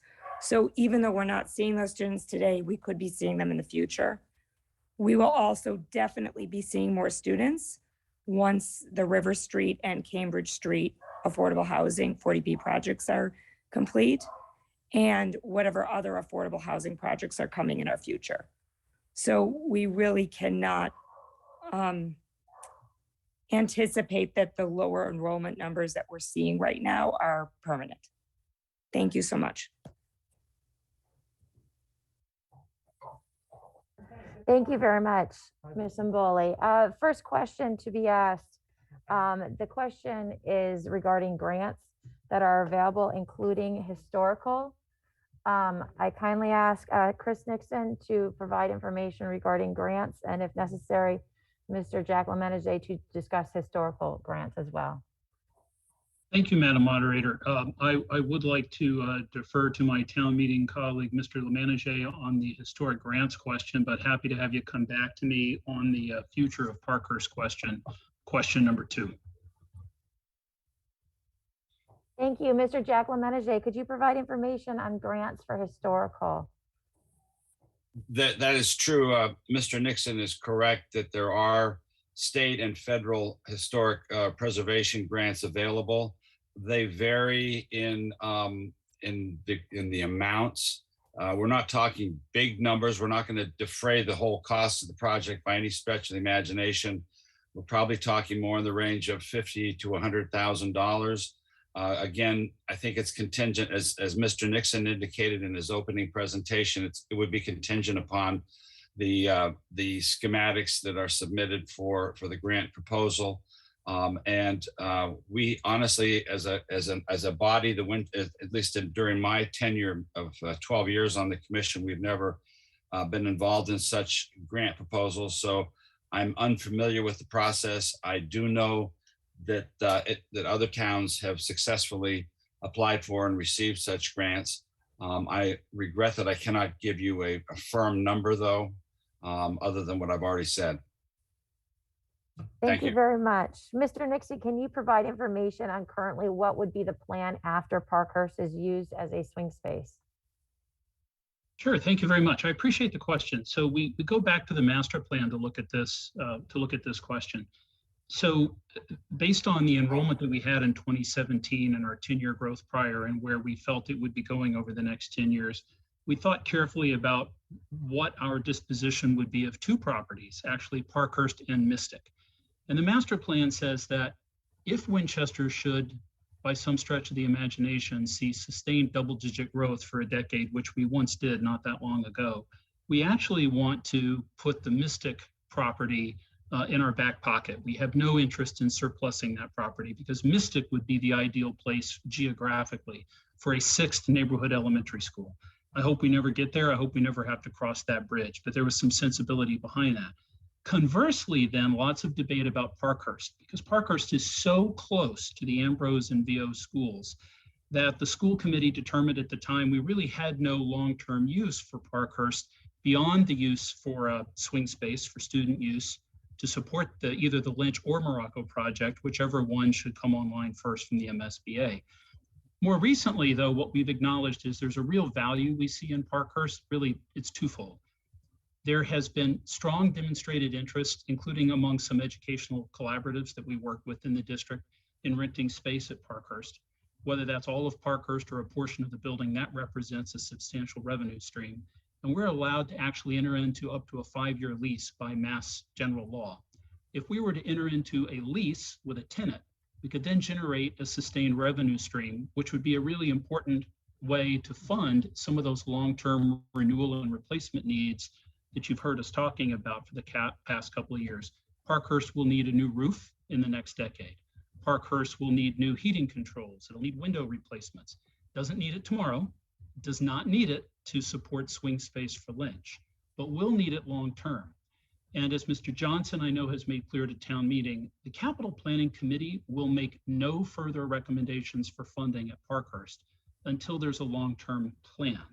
So whether it's to actually rent a portion of the building and bring in a welcome revenue stream to the town, or perhaps open it up to the rec department to expand their programming and then bring in a very different kind of revenue stream or some combination of the two, we see these as really viable options long-term after Lynch is open in the fall of 25. Thank you, Mr. Nixon. Ms. Simboli, you had a third question. Oh, it wasn't a question. It was more a comment. Okay. But if somebody wants to respond to that, just in terms of forecasting what the school population might be looking at, what we might be looking at in terms of increase in population due to residential turnover, home expansions, and the 240B projects that are going in. And I know we don't have anything else affordable right now, but potentially other affordable projects that are coming in.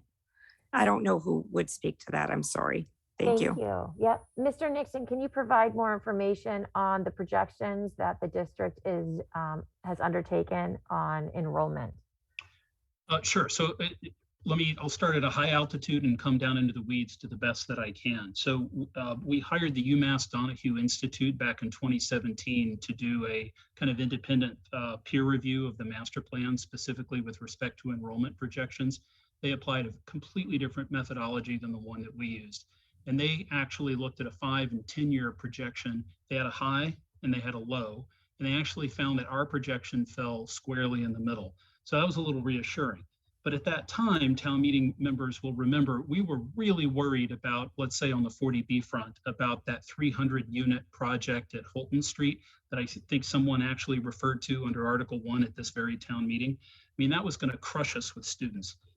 That parcel has since been sold to some derivative from Bain Capital, and we're yet to understand where that's going to go.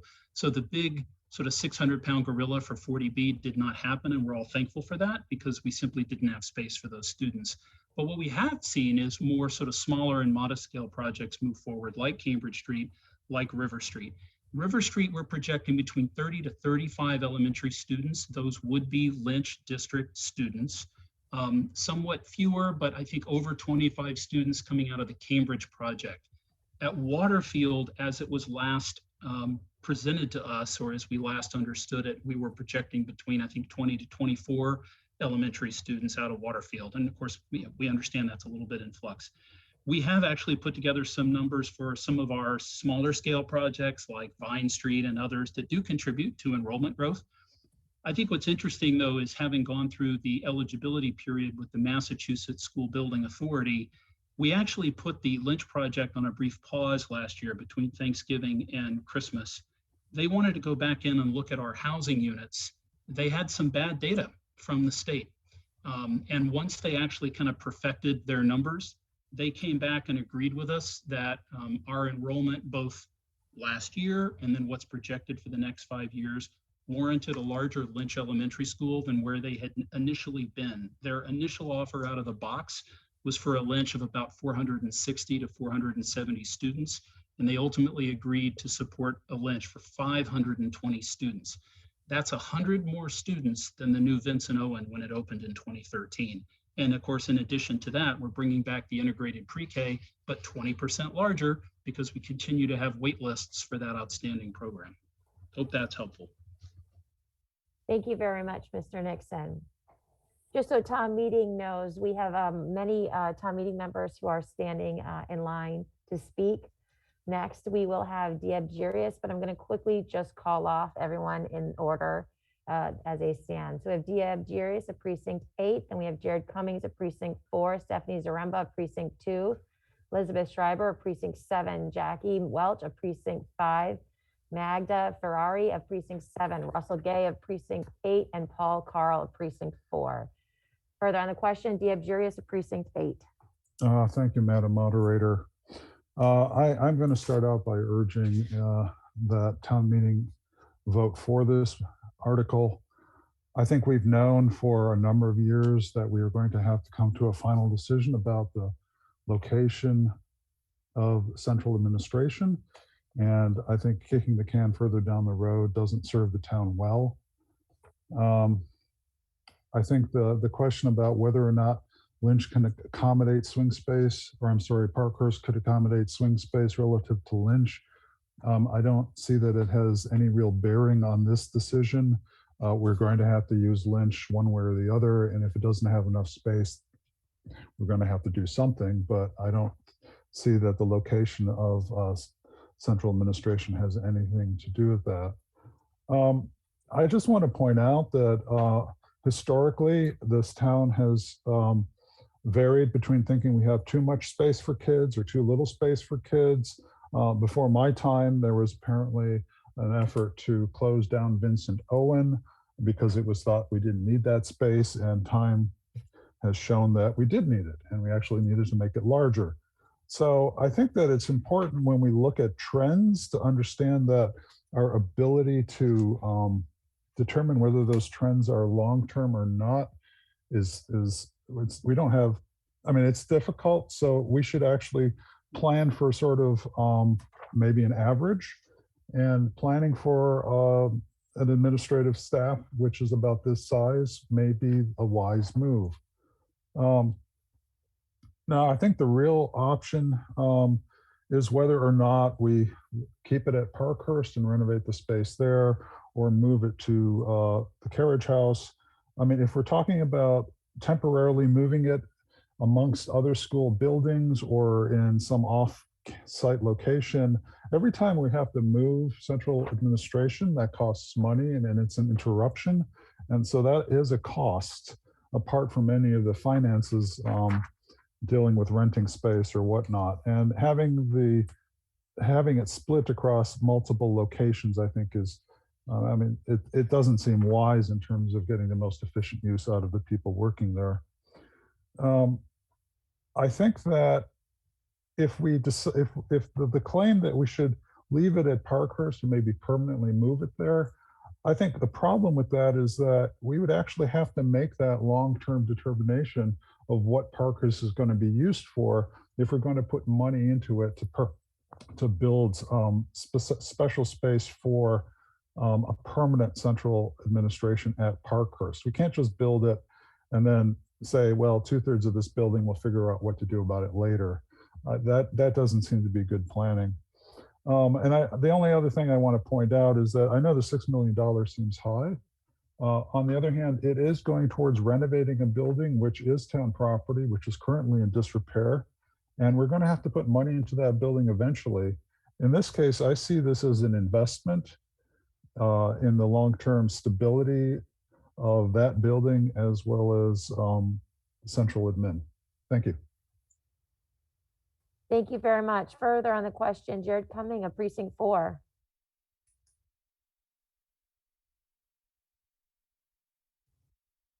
Thank you, Madam Moderator. Able to hear me?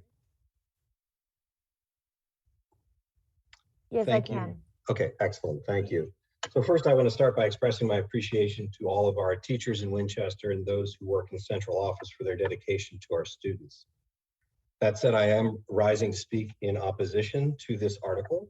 During the course of this town meeting, we've already approved a $5 million spend to the Swanton Street property and discussed at length the importance of affordable housing in Winchester. One of the challenges of affordability in any town are taxes and tax increases, which rapidly accelerate the cost of living in any given town and make affordability a challenge. An override to fund Lynch is likely in our future if that project goes forward.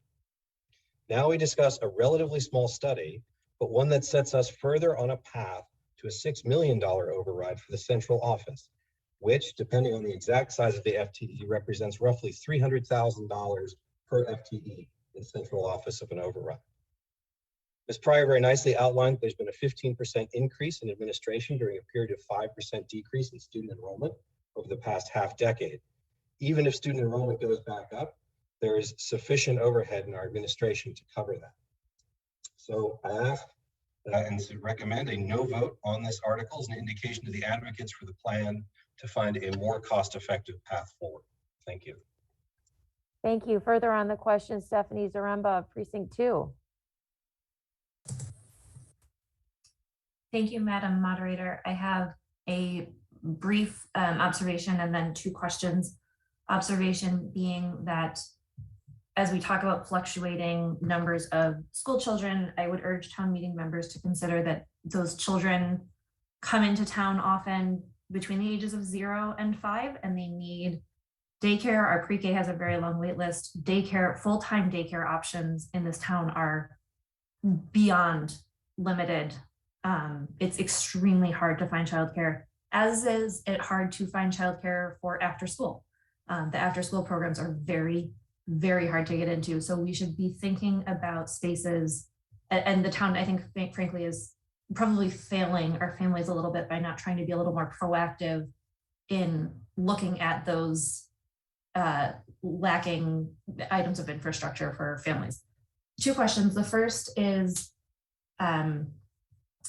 for this being, since we're voting on a feasibility study, there was some discussion, particularly from FinCom on needing a better evaluation of the alternatives. I'm curious if the alternatives, can we evaluate alternatives without the feasibility study? Put another way, isn't this feasibility study a critical part of making an informed decision going forward?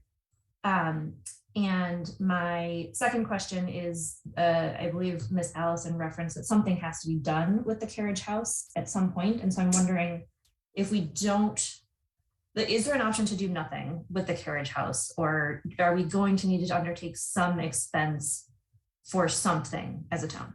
Thank you. Thank you. There are two questions that are currently being asked. The first one is to consider alternative options for how to address the issues that Article 28 are trying to reach.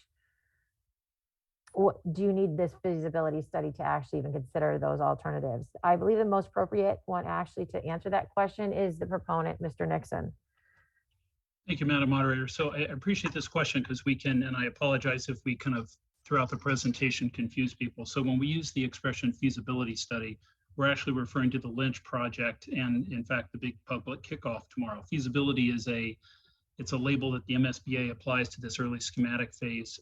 For Lynch, it requires us to study many different options on the site, a gut renovation and an addition, a complete tear down, a new school, etc. With respect to the Carriage House, thanks to prior town meeting funding for FY19, what we actually did is we prepared a functional space program document that was totally portable. So that actually tells us what are the number of spaces we need and how are they sized. So, you know, how many offices, how many workspaces, how many square feet for the superintendent and for others in the district, bathrooms, etc. And you kind of add up, it's the building blocks, if you will, of design. If design is problem solving, we like to say programming is problem seeking. We created that program. It's totally independent of where central office might go. And that was a helpful document for us as we actually did ask TAPE architects to look carefully at how this might work at the Lynch Elementary School. We found that there was actually no cost savings. Putting this into Lynch would actually increase the size of that project by 9% on an already very tight site. But in addition to the space programming, Ms. Zaremba, we've actually completed schematic design with very detailed architectural drawings and a detailed cost estimate. The purpose of design development, however, is to take what exists right now that describes the engineering scope. So we talk about mechanical, electrical, plumbing, air movement, so forth, mechanical air systems, fire protection. We don't have drawings for this. We have a pretty detailed narrative, but it's literally just words on paper. And estimators tend to be very conservative when they see that. They're in their happy place when they see drawings. So that $5.9 million is a number we're very confident of because it includes so many conservative allowances and assumptions. Our goal will actually be to get that number not just to stay put, but to come down. And can you remind me, Madam Moderator, to the second question again? The second question is, what happens to the carriage house if we do nothing with it? Yes, thank you. I apologize. So another great question. We were actually talking about this back in 2012. There is not a no cost, do nothing option. As it sits right now, we have project cost liability of nearly $100,000 just for hazardous materials in that carriage house, lead paint, PCBs, etc. We estimate that the cost to abate the carriage house, and not that we recommend this, but this was an alternative that was evaluated in 2012. The cost to abate the carriage house, demolish the carriage house, cut and cap utilities, and restore the site would be hundreds of thousands of dollars. And of course, we'd lose an important town asset and as well as a valuable set of square footage for the district. So if we do nothing, that I think to Mr. Jarius's earlier point, that's our building, it's our liability. The liability continues to grow. Nothing gets cheaper over time, particularly hazardous materials abatement. There's quite a bit of water damage in one wing of the building, which is one we look to substantially repair and reconstruct. And that's just simply because of the deterioration of the roof. So the longer we let it sit, the more it's going to deteriorate quickly.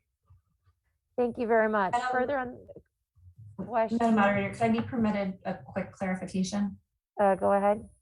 On the first question, I just want to make sure I understood Mr. Nixon. It sounds like to me, no, we cannot do a legitimate comparison of alternatives without knowing more precisely what costs we're looking at for the carriage house. Is that an accurate restatement of what he said? Mr. Nixon, can you confirm that that is a good summary? Well, so not necessarily. TAPE Architects, and this information is available on our website if anyone cares to see it. And I think we had links in the warrant to this. We have a pretty hard, firm understanding that the cost comparison on a construction cost basis is virtually the same. It's between $4.1 to $4.3 million. That would be like between a carriage house and a Lynch option. We looked at these two because we see these as permanent options. Now, in a very different frame, this idea of renting space is something we looked at back in 2017. We actually modeled this more on a long-term basis. So what would it cost, for instance, if we found Class A office space in or near Winchester, and we simply rented for 20 years. And when we looked at that, we actually found that the cost was a wash after 20 years. We did it over 20 because that's the length for which you typically bond a capital project. So of course, at the end of 20 years, you're still renting and you don't really have a hard asset. Whereas if you've made the investment in a building, you've got the building. So that was one of the reasons why that fell out of favor back when we did the master plan analysis of many options back in 2017. The more recent evaluation that the Finance Committee had asked us to explore was this idea of taking central office out for 2 years to rent space and then move back into a kind of modestly renovated portion of Parkhurst, better suited to serve this business use, which I do think it's reasonable that if we did that, you'd have some amount of space left over for some purpose. But to my earlier point in the presentation, that's a very costly thing. So that would come in at around $2.25 million, would trigger full code compliance. And we'd quickly be talking about an investment in Parkhurst that I worry, frankly, would threaten the success of the Morocco School. Remember, our big educational investments are the new Lynch, which we expect will go out for a debt exclusion override in the winter of 23. So we're go to fall town meeting in 22, January or February of 23, a debt exclusion override. And we made a commitment, a town meeting did last spring, to make some much needed investments in Morocco to extend the life of that building until we can get a replacement in 28 or 30. So, you know, the school committee looks at major school projects as Lynch and then Morocco. Parkhurst doesn't fit into that narrative for us. Thank you. Further on the question, Elizabeth Schreiber of Precinct 7.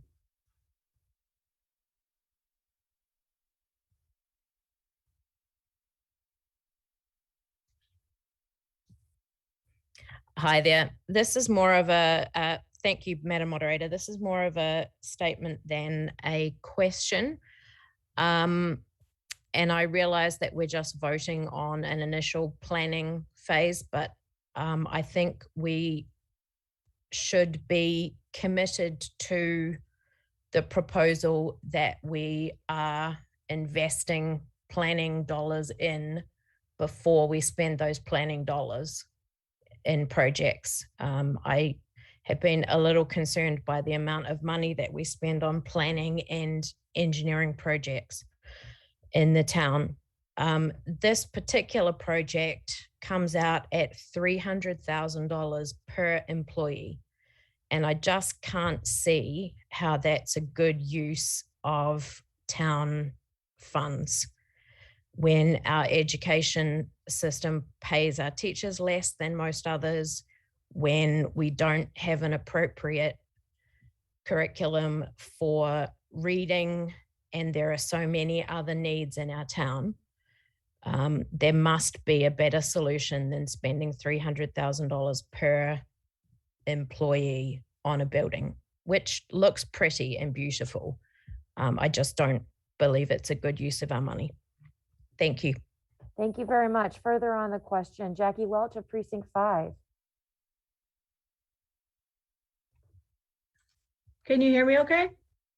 Yes, I can. Thank you. Okay, great. Thank you. I'll just try to indicate something a little different so it's not like I'm being repetitive with any of the excellent comments that have been raised. First of all, I wanted to thank the school committee and also Mr. Nixon for the presentation. Very informative. I guess the bottom line for me are a couple things. One, I think it is important, and as has been indicated, not to take lightly the preservation of the building, not only because it's a historic structure, obviously it's located near it, you know, an even larger historic structure. So it's an important resource for the town. And I understand Mr. Nixon's comment that we kind of can't do nothing because otherwise this important historic asset will continue to deteriorate. So that's, and it already has, obviously. So, but you know, I am somewhat concerned about the additional traffic there, but I guess my larger concern is just based on the square footage. The cost is obviously very large. You know, most people wouldn't have a concern about the cost of the study, and studying is always, you know, sort of generally, theoretically speaking, a good thing. But to the extent that it commits us to this amount of money, I'm also concerned about the optics with the rest of the town, that in the midst of so many other needs of our town, of spending what inevitably will likely be 6 million, if not more, for this building. And before I finish, I do want to ask what the square footage is. That may have been mentioned in the presentation, but many people do work on their homes, and this is not a large building. So I'm not kind of questioning the numbers as far as their integrity. It's just overall, it's unfortunate that the numbers are that large. I think it's the type of project that if we did it, we would look back and be happy that we got it done. It's just, there's some, you know, important financial and also optics reasons that I think it's good that we're carefully considering this. I guess overall, what I think a lot of people would probably be in favor of is if this could be done for a significantly less amount, you know, sort of like half to 2/3 of that amount. And even if it couldn't be used for what's being discussed as possible school admin, even to the extent it could be either rented out or used for for any other educational use. But this cost is just, I don't understand the cost given the small square footage. Again, I'm not questioning the integrity of the numbers. It's just disappointing that it's so large, and it makes this such a difficult decision because, just to wrap up, you know, it's a historic building. So I think there's a great interest in preserving it and bringing it, sort of up to speed. And that would be wonderful for the town. It's just very unfortunate that the cost is such that cost is like, I think about almost half as much as to renovate all of Ambrose. Now, I know Ambrose was quite a long time ago, but I want to say that number was around 14 or something. I may be a little bit wrong. And I know that, years have passed by and that sort of thing, but I am concerned about the optics. And if there's any other option to renovate the space, upgrade the building, but do it in such a way that even if it can't be at the caliber for our school admin, could function for something else and be less money.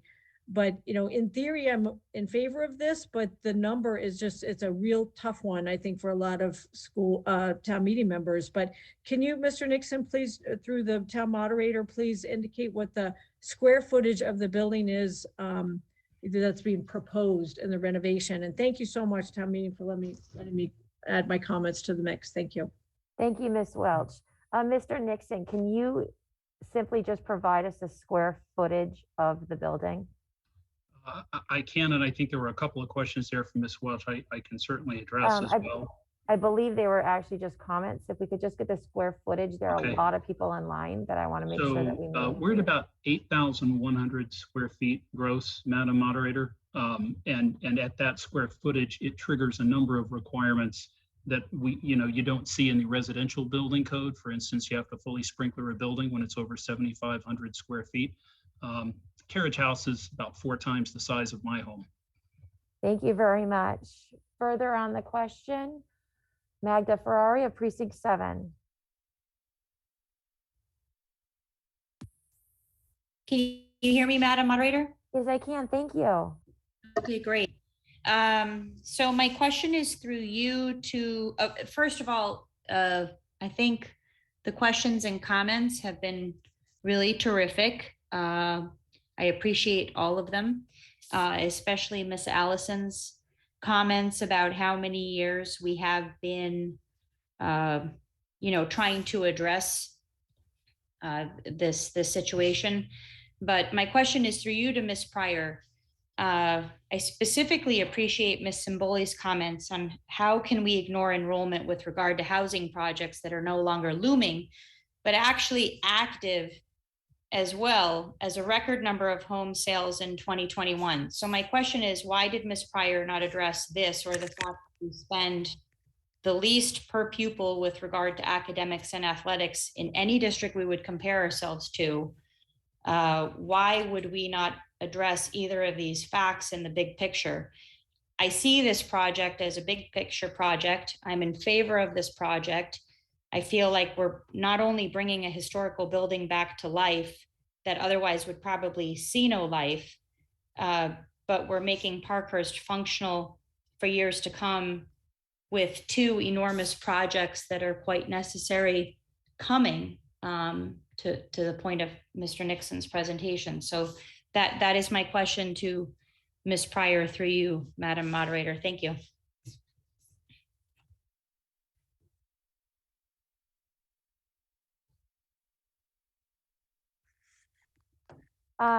Ms. Ferrari, I'm so sorry. That's actually out of order. Typically, we do not go back and ask town meeting members questions. However, if that information, Ms. Pryor is welcome to jump in queue. I'm going to move on to Carl of Precinct 4.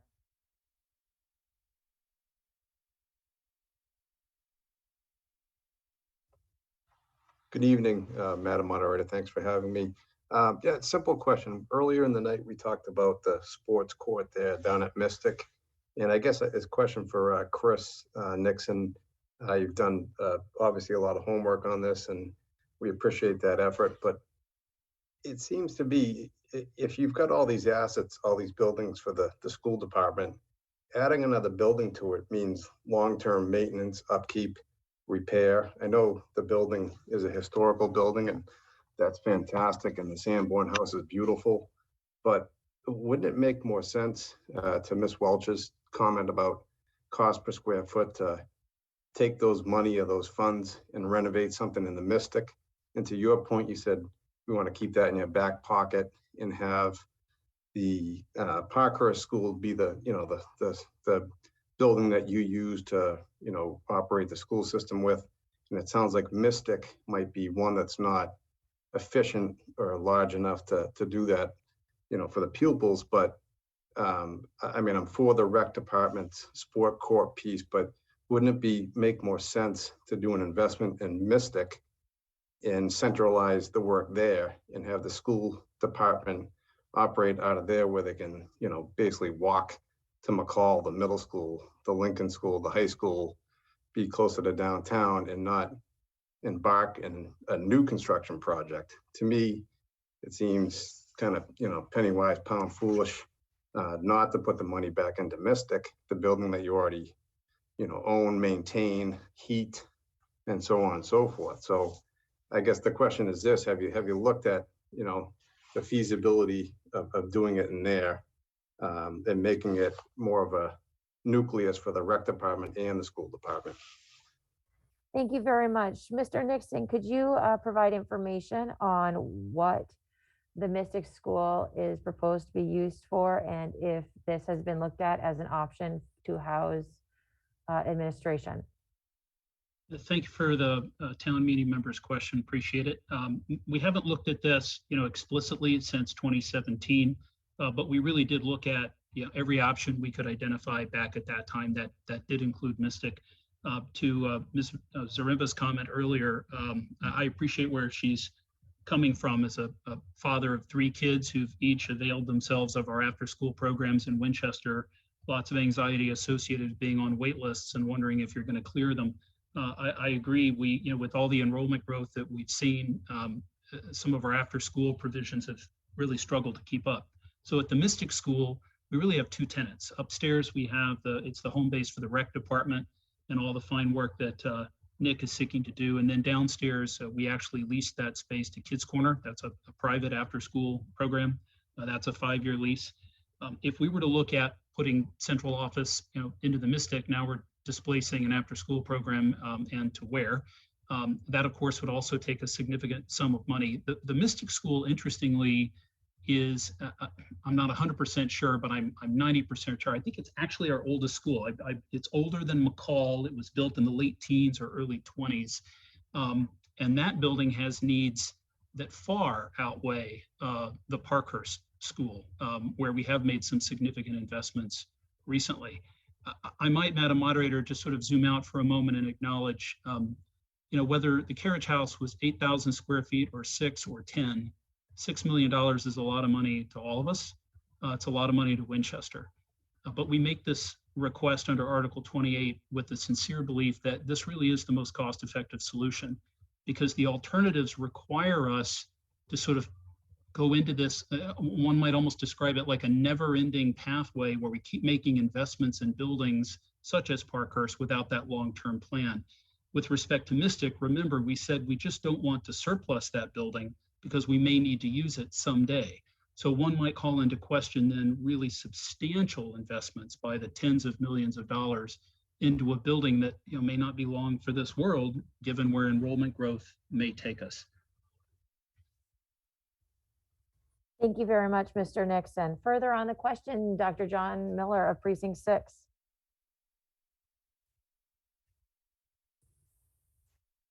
Thank you, Madam Moderator.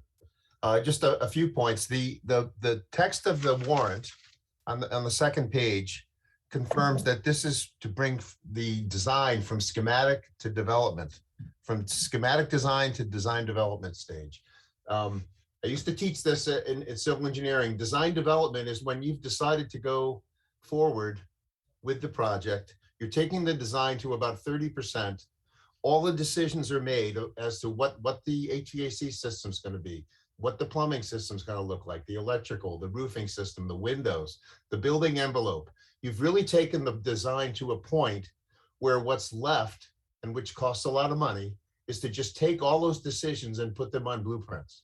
But all the decisions have been made. So when you get to design development, 30%, which is what the warrant asks for, you've really made a commitment to go forward. And I think it would be not prudent to go forward on this basis this far into the design to design development without actually intending to finish. So this is not a planning phase that's being asked of town meeting to approve. This is design development stage. We're well past schematic design. This is to taking the design from schematic. The first stage is concept. We're well past that. We've reached schematic design. This what's being requested of town meeting now is to take this building to design development, which is to the point where all the major design decisions are made and known. Now that does allow for firm pricing, but you're going forward. That's a look forward. You're going to build the building. So I question. I'm on FinCom, and you heard Megan Blackwell mention what FinCom's review of this was. I think there should be more time spent on alternatives. Mr. Nixon mentioned that after 20 years of renting, what we would still have would be either a future rental obligation or a building. But that 20-year-old building would then have to be rehabbed. So it's not a fair comparison.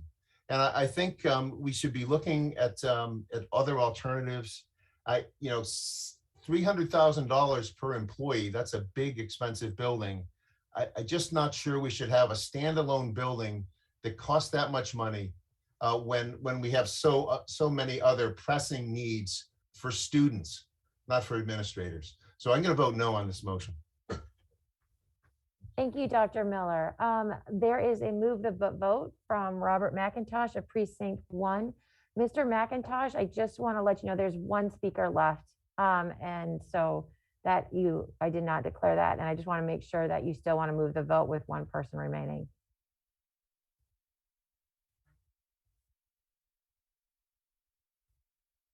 The speaker is Vincenzo Roscinato of Precinct 1.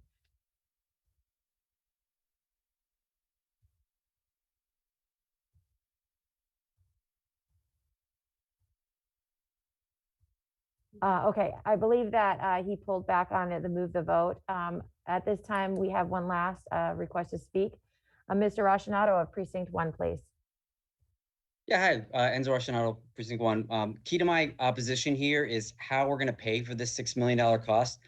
It'll almost certainly have to be yet another override. I want to make sure we're clear on that. So if this passes in the next 3 years, most likely we're going to have a $60 million Lynch override, another override for this project, and then most likely the need for another operating override. So I think that's an important point to make. And I'm not clear also on why we wouldn't move central office back into Lynch where it was previously. If you look closely at the Carriage House plans, almost half of the 8,000 square feet that are planned, like the bathrooms, file storage, front desk, there's a welcome office, are areas that could be a synergy with this Lynch school if you're designing the school from scratch, which we are. So the other key benefit of that would be if you built it into Lynch, you'd only have to do one override for a new elementary school, which historically would be likely to pass, versus forcing a separate vote for $6 million to house 18 administration staff.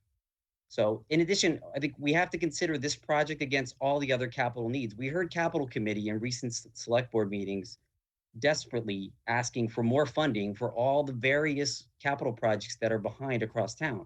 By voting for this, we're saying this project sits ahead of all those other needs, including needs within the schools itself. So, I think while we're not voting on the $6 million now, I don't think it makes sense to spend $57,000 for an option that will most likely never get funded by the town, given all the other capital needs and other needs across town. Thank you.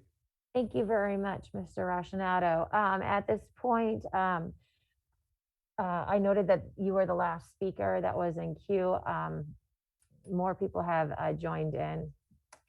Just one. So unless it's something new, I ask town meeting members to not use your speak to the motion and not repeat what's already been said, please.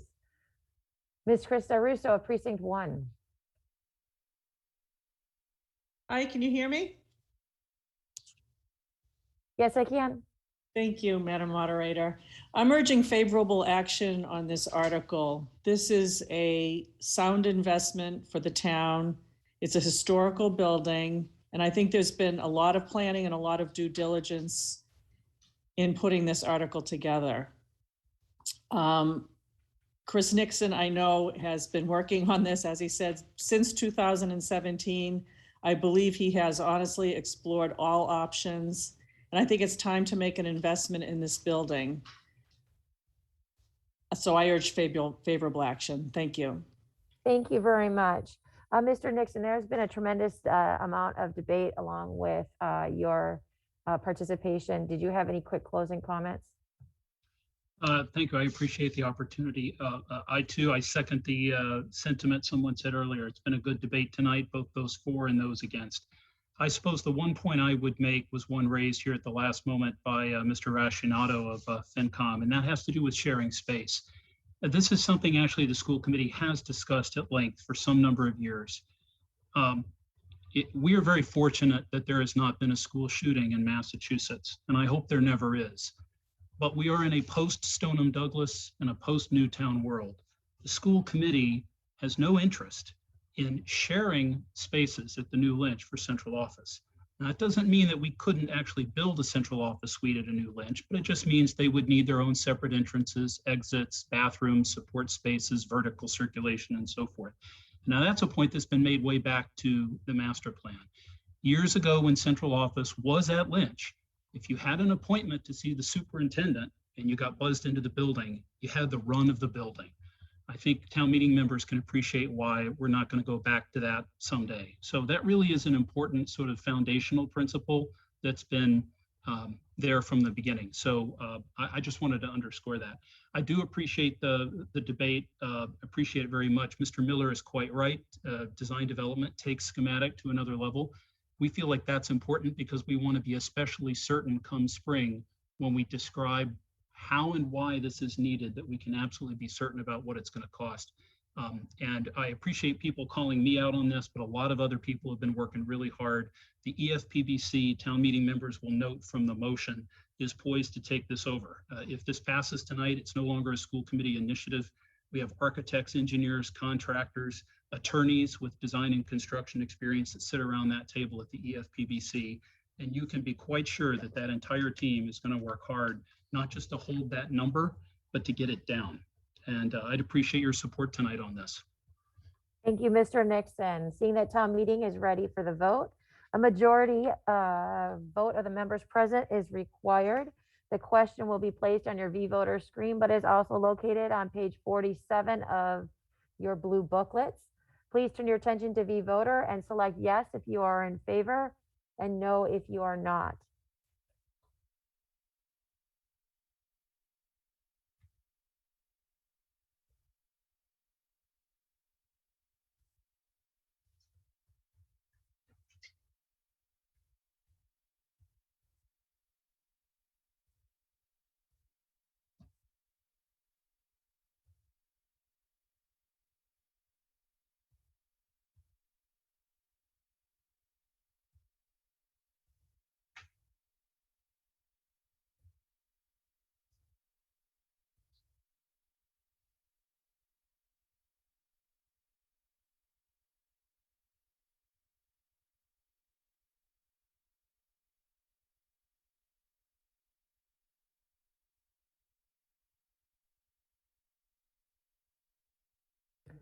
Majority required. There are 80 in the affirmative, 67 in the negative. The affirmative has it and the motion is passed. Town meeting members, I would like to just touch base where we are in our agenda. We have Article 29 and 30 and 31 remaining, along with 14. At this point, I want also town meeting members to remember that we are running very short on our ability to continue moving through this town meeting. So we really need to stick with it. Our deputy moderator is not available. Our town clerk isn't available. The voter is not available this upcoming Thursday. And so I really would love to move as fast as we can and keep comments as concise as possible. And I want to still honor your getting you the information that you need to make informed votes. But I just need your help and your support in moving as quickly as we can through the remaining articles. Thank you. There's a request to scroll the results of the last vote. We'll be putting that up on V-Voter. Moving onwards, we're moving to Article 29.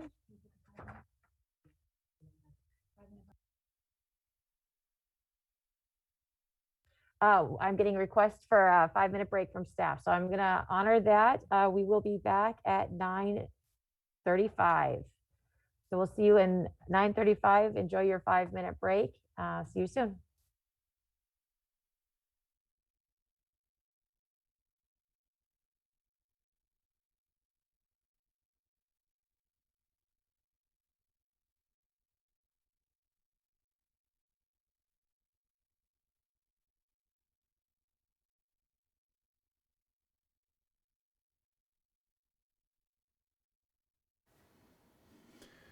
Well, good evening, ladies and gentlemen.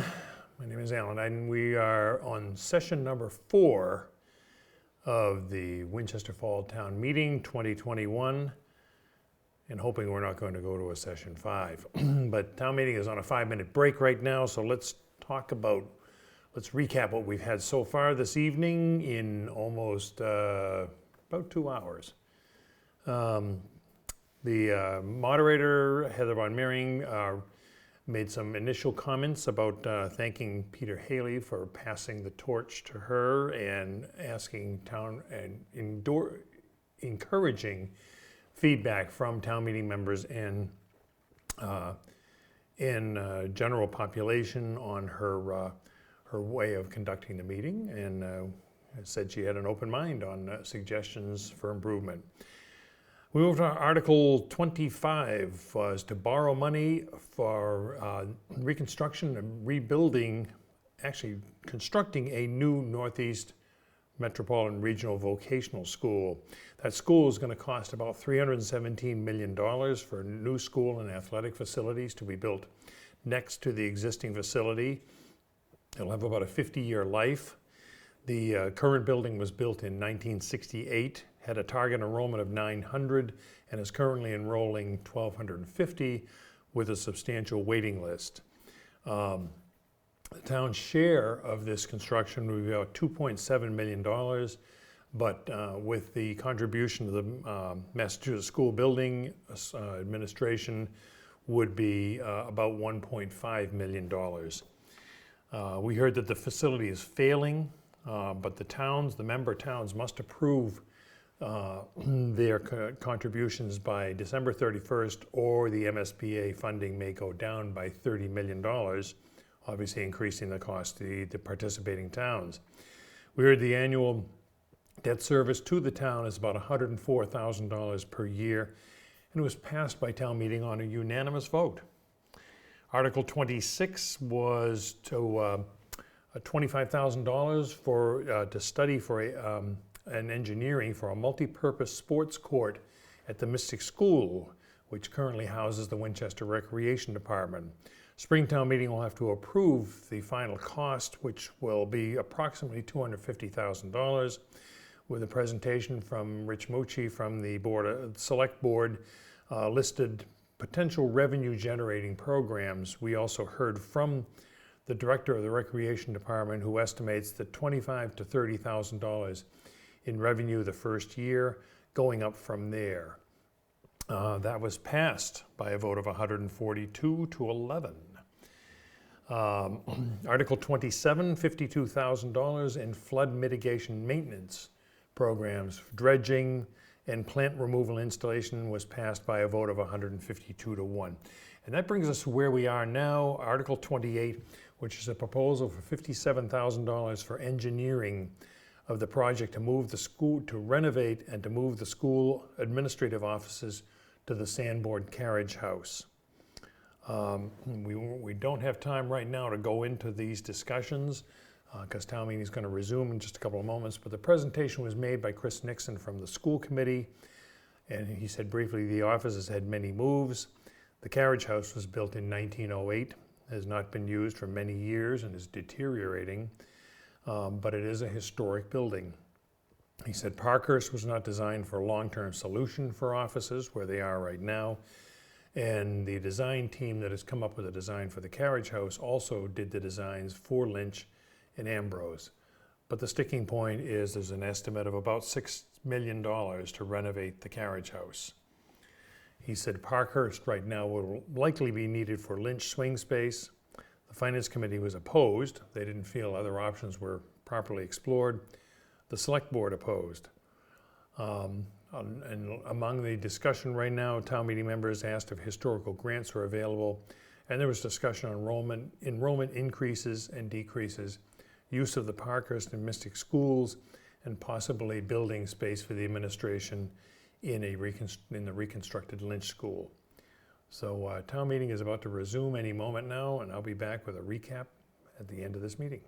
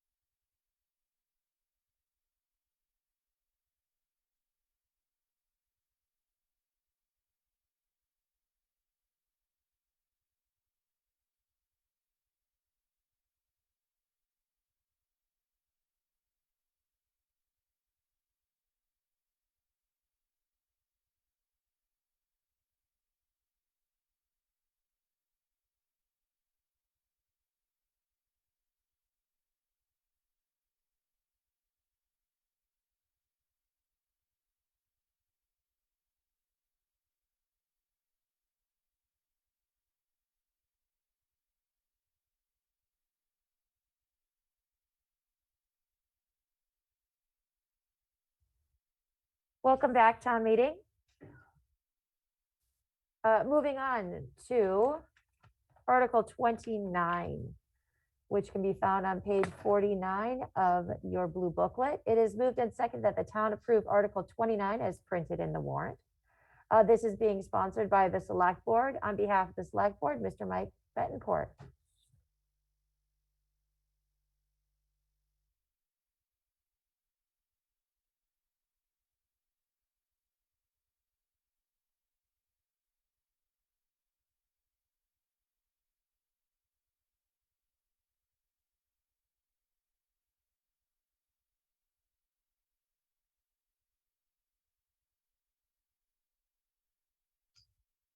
Thank you, Madam Moderator. I submitted a recorded presentation as well, if that's there. Oh yeah, we're working on it right now. Sorry, Mr. Betancourt. No problem. Thank you. Mm-hmm.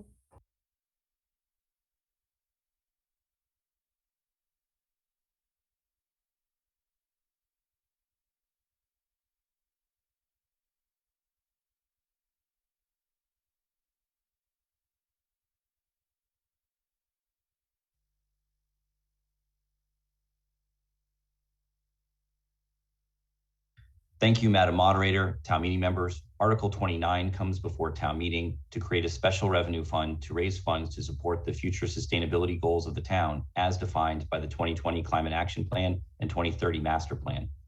This strategy will encourage education and solutions for sustainable development and shift the burden to building projects that are increasing our carbon footprint through construction. The function of Article 29 is to put the authority of raising revenue and appropriating funds in the hands of town meeting through our annual budget process. Since enacting the Climate Action Plan in 2010 and becoming a green community in 2011, Winchester has become a statewide leader in reducing greenhouse gas emissions and saving money and energy costs for our residents and municipal facilities. The town has worked to install solar panels on residential and municipal buildings, built a LEED Gold certified state-of-the-art high school, created programs to increase recycling and composting at the transfer station, installed a new fish ladder to preserve and restore our ecosystem, and kicked off a new climate action plan, to name a few. Additionally, Winchester has upgraded our municipal facilities with new energy efficient HVAC equipment, new LED lighting, and electric charging stations. But all of these projects have one thing in common. They required resources from the town and the diligence of our energy coordinator and volunteers. With many statewide and federal grants coming online in the near future, Winchester knows we need money to make money. In July 2021, the Select Board increased building permit fees under our existing fee designation authority, raising approximately $45,000 in the first 3 months it was in effect. This home rule petition to the state legislature will protect our climate action objectives for years to come without impacting our operating budget. The town has hired a sustainability director who needs resources to be able to leverage our efforts for large grants and scale our climate action plan effectively. Because the town's general override occurred prior to the finalized budget, it did not include funding for the climate action plan directives. The objectives of the climate action plan and master plan were still in development when the budget was implemented. The Select Board wants to continue our commitment to the climate action plan and sustainability without impacting the existing operating budget or our free cash position. We trust town meeting as the steward of this additional revenue source. This fund will make sure the revenue is protected and used for its intended purpose. The Select Board unanimously recommends favorable action on Article 29. Thank you.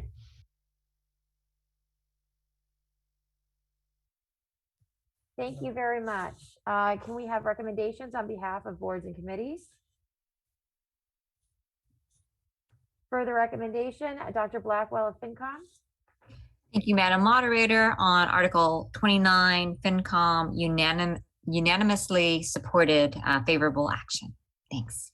Thank you very much. Further is Mr. Rick Eno of the Climate Action Advisory Committee.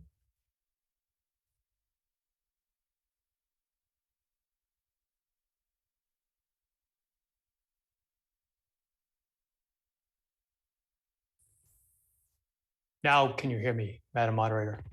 Yes, I can. Thank you. Very good. Thank you. This is Rick Eno, Chair of the Climate Action Advisory Committee. The Climate Action Advisory Committee noted that the Select Board unanimously approved an ambitious and important climate action plan in spring 2020. Effective implementation of that plan requires considerable infrastructure and funding in order to adapt to substantial changes we're going to see in regulations, our transportation mix, and our energy usage. The Climate Action Advisory Committee unanimously supports Article 29. Thank you. Thank you very much. Town meeting members, if you have any questions or comments you would like to make, please use your speak button on vVoter.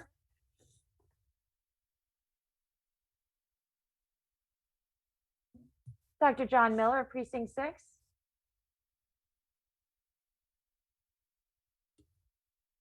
This is going to increase, hi, Madam Moderator, can you hear me? Yes, I can. Thank you. This is going to increase the cost of building in the town. It's not evenly spread across homes, so that someone who does a complete building envelope replacement of his house or her house and substantially improves the environmental performance of that house by spending that money to upgrade their house will pay disproportionately over those who do not. So this is a hidden tax unfairly and unevenly allocated across people across the town that charges the wrong people often. And I think it drives the cost of housing up, which is not what the master plan or any climate action plan or any plan in the town advocates for higher home prices in the town of Winchester. This is a mistake. We should vote no. Thank you. Thank you, Dr. Miller. Further on the question, Pamela Court of Precinct 5.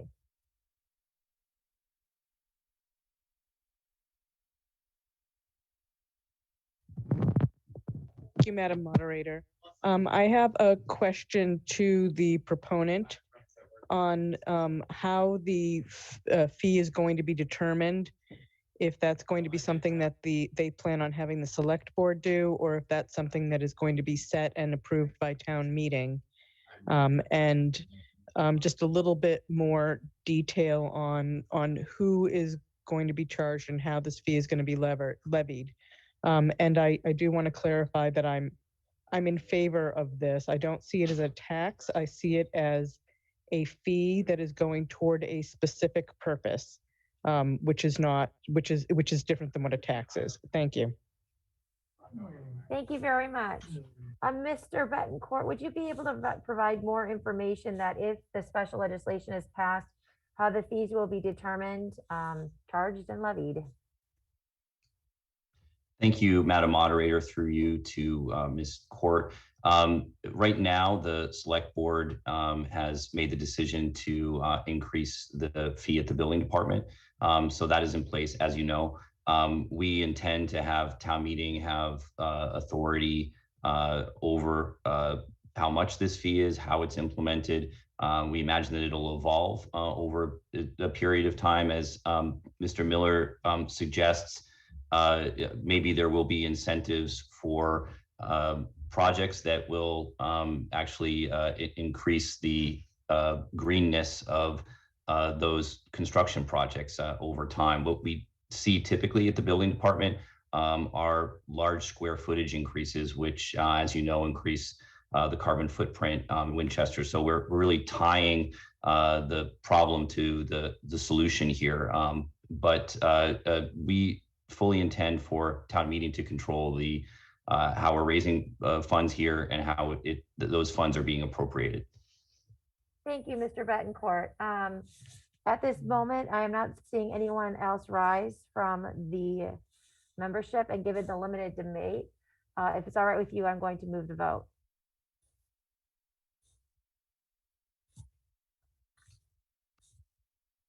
Majority vote of members present is required. The question will be on your V-Voter screen and is printed in your motion booklet on page 50.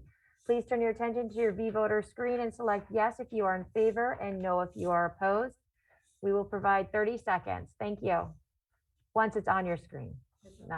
Oh, here it is. 30 seconds.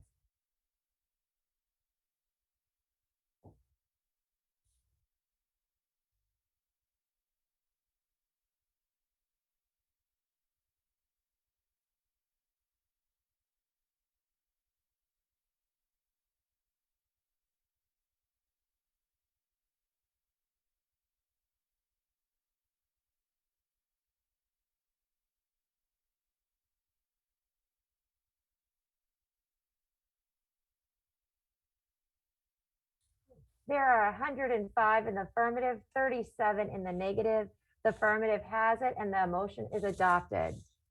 Moving onward to town meeting members, we are moving on to Article 30. That is in your pink booklet. So it looks like this. This is on behalf of the Personnel Board. There are two motions as part of this, the majority vote required for both. On behalf of the Personnel Board, I would like to welcome Mr. Shemetz, who is the chair. Thank you, Madam Moderator. This is a pretty simple article this year. We just have two motions. The first, like per usual, the first motion makes the changes and the second motion pays for the changes. So these are coupled. What we have is a couple of changes within the compensation plan. First, in Schedule 3, we are removing a facilities coordinator within the DPW from professional technical 14 and moving that up to professional technical 15. I'll explain that in a second. And the second one is a miscellaneous position at the Council on Aging. We are adding a position there, which is a stipend. In general, those stipends go, well, let me do them in order then. So we have a person, or we had a person, we still have them, but we have elevated them from facilities coordinator just at the high school, and we have extended that position to cover all of the town buildings. As you're aware, that was a very technical building as far as its energy usage was concerned, and we brought in a specialist to maintain that. And now we are extending his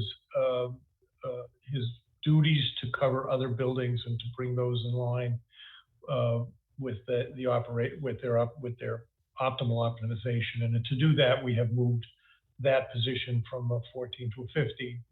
The Council on the Aging is the addition of a stipend. Stipends are generally given to people who work in the town, but then take on added duties, maybe outside of the time of their tour of duty, or extended duties during the day. This is I believe this one is an extension of their tour of duty, and it is a person who already works over at the Council on the Aging.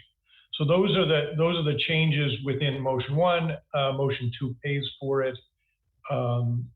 So for the Department of Public Works, we're adding $2,303 from free cash to cover the change in the salary by changing this person's position from a 14 to a 15. For Council on the Aging, ultimately this will cost about $3,000 a year, but since this is halfway through the year, we're adding half of that.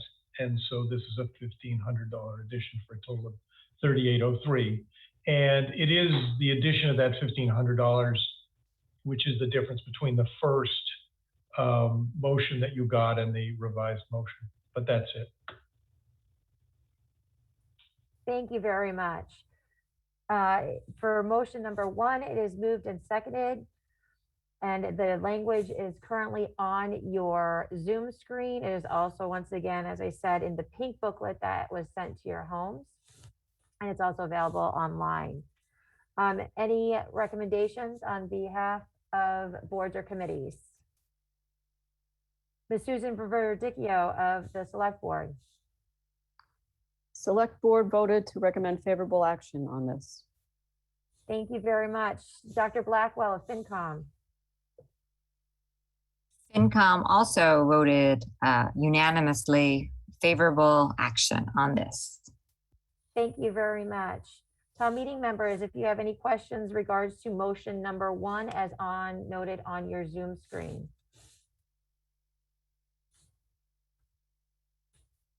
Seeing no town meeting members rise, a majority vote of the members present is required. The question will be on your V-Voter screen for voting, and is also, the language is on your Zoom screen as well.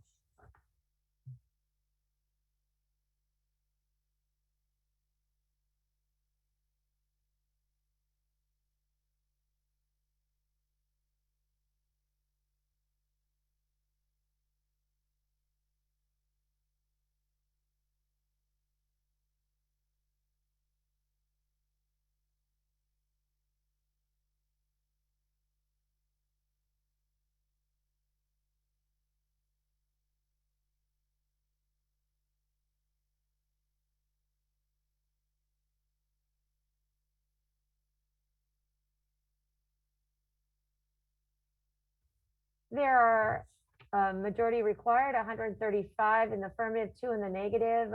The affirmative has it and the motion is passed. Moving on to motion number 2, just to confirm that the positions of the Select Board. Ms. Susan Verdicchio. Yes, thank you, Madam Moderator. The Select Board voted to recommend favorable action on this motion as well. Thank you very much. Dr. Blackwell of FinCom. Thank you, Madam Moderator. FinCom voted unanimously for favorable action on this. Thank you. Any questions or comments on behalf of town meeting members? Use your speak to function on your V-Voter. Seeing no town meeting members rise, a majority vote of members present is required. The question is on your Zoom screen, is also in your pink booklet. And you can turn your attention to V-Voter and cast your votes. It is now open.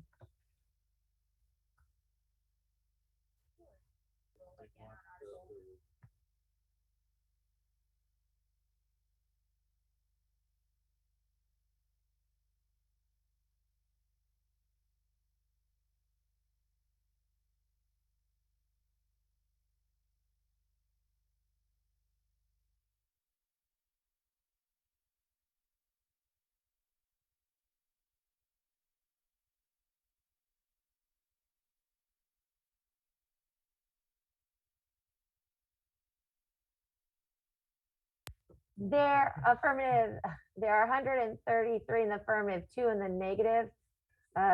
Majority required. The affirmative has it and the motion is passed. Moving on, town meeting members, thank you so much for hanging with us. We have 2 articles left before us. We have Article 31 and Article returning back to Article 14. Give us 1 moment to reset ourselves.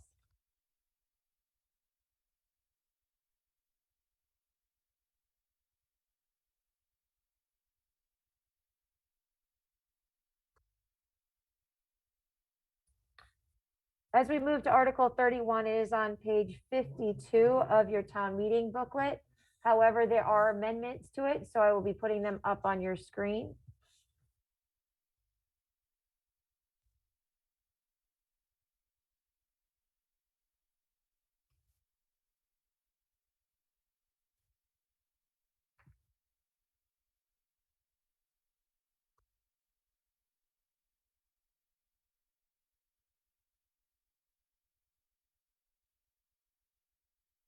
So right now, what we're doing, town meeting members, is getting the language on your Zoom screen so you can see it as it is coming in amended.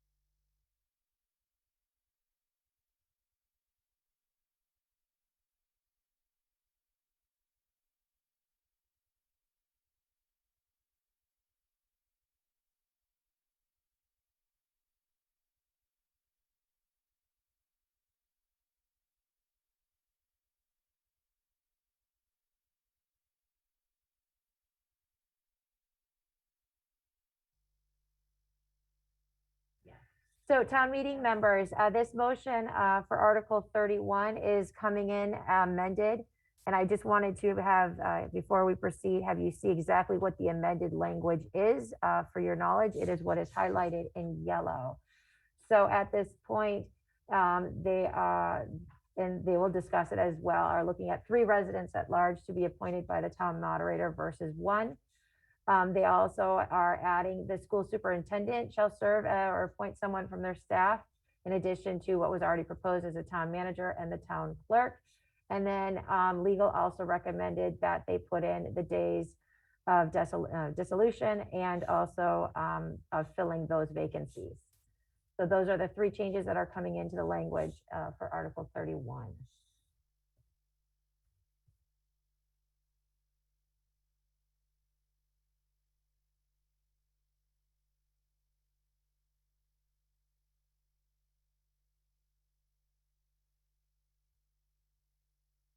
All right, further on Article 31, as on your screen, Ms. Susan Verdicchio of the Select Board.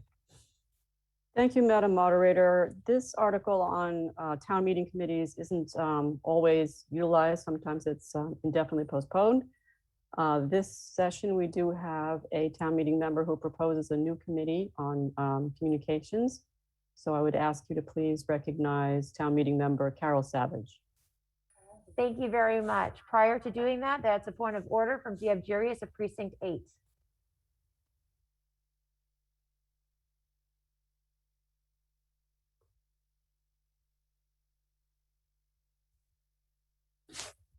Thank you, Madam Moderator. I just wanted to point out there's inconsistency in the wording between the revised wording and the original wording. And yes, that what is on your screen is what is revised. Right, but I'm just noting that it says the committee consists of 9 voting members and 2 ex officio members, but the revised language adds extra members, and that the total number of members now exceeds 9 plus 2. You are correct. There is a clerical error in there. The intention is that it shall read, and further, that the town moderators be authorized to form such a committee consisting of 11 voting members and 3 ex officio members. We will correct that. Thank you very much for pointing that out, Mr. Jurius. While we do that, we are going to share with you a presentation by Carol Savage.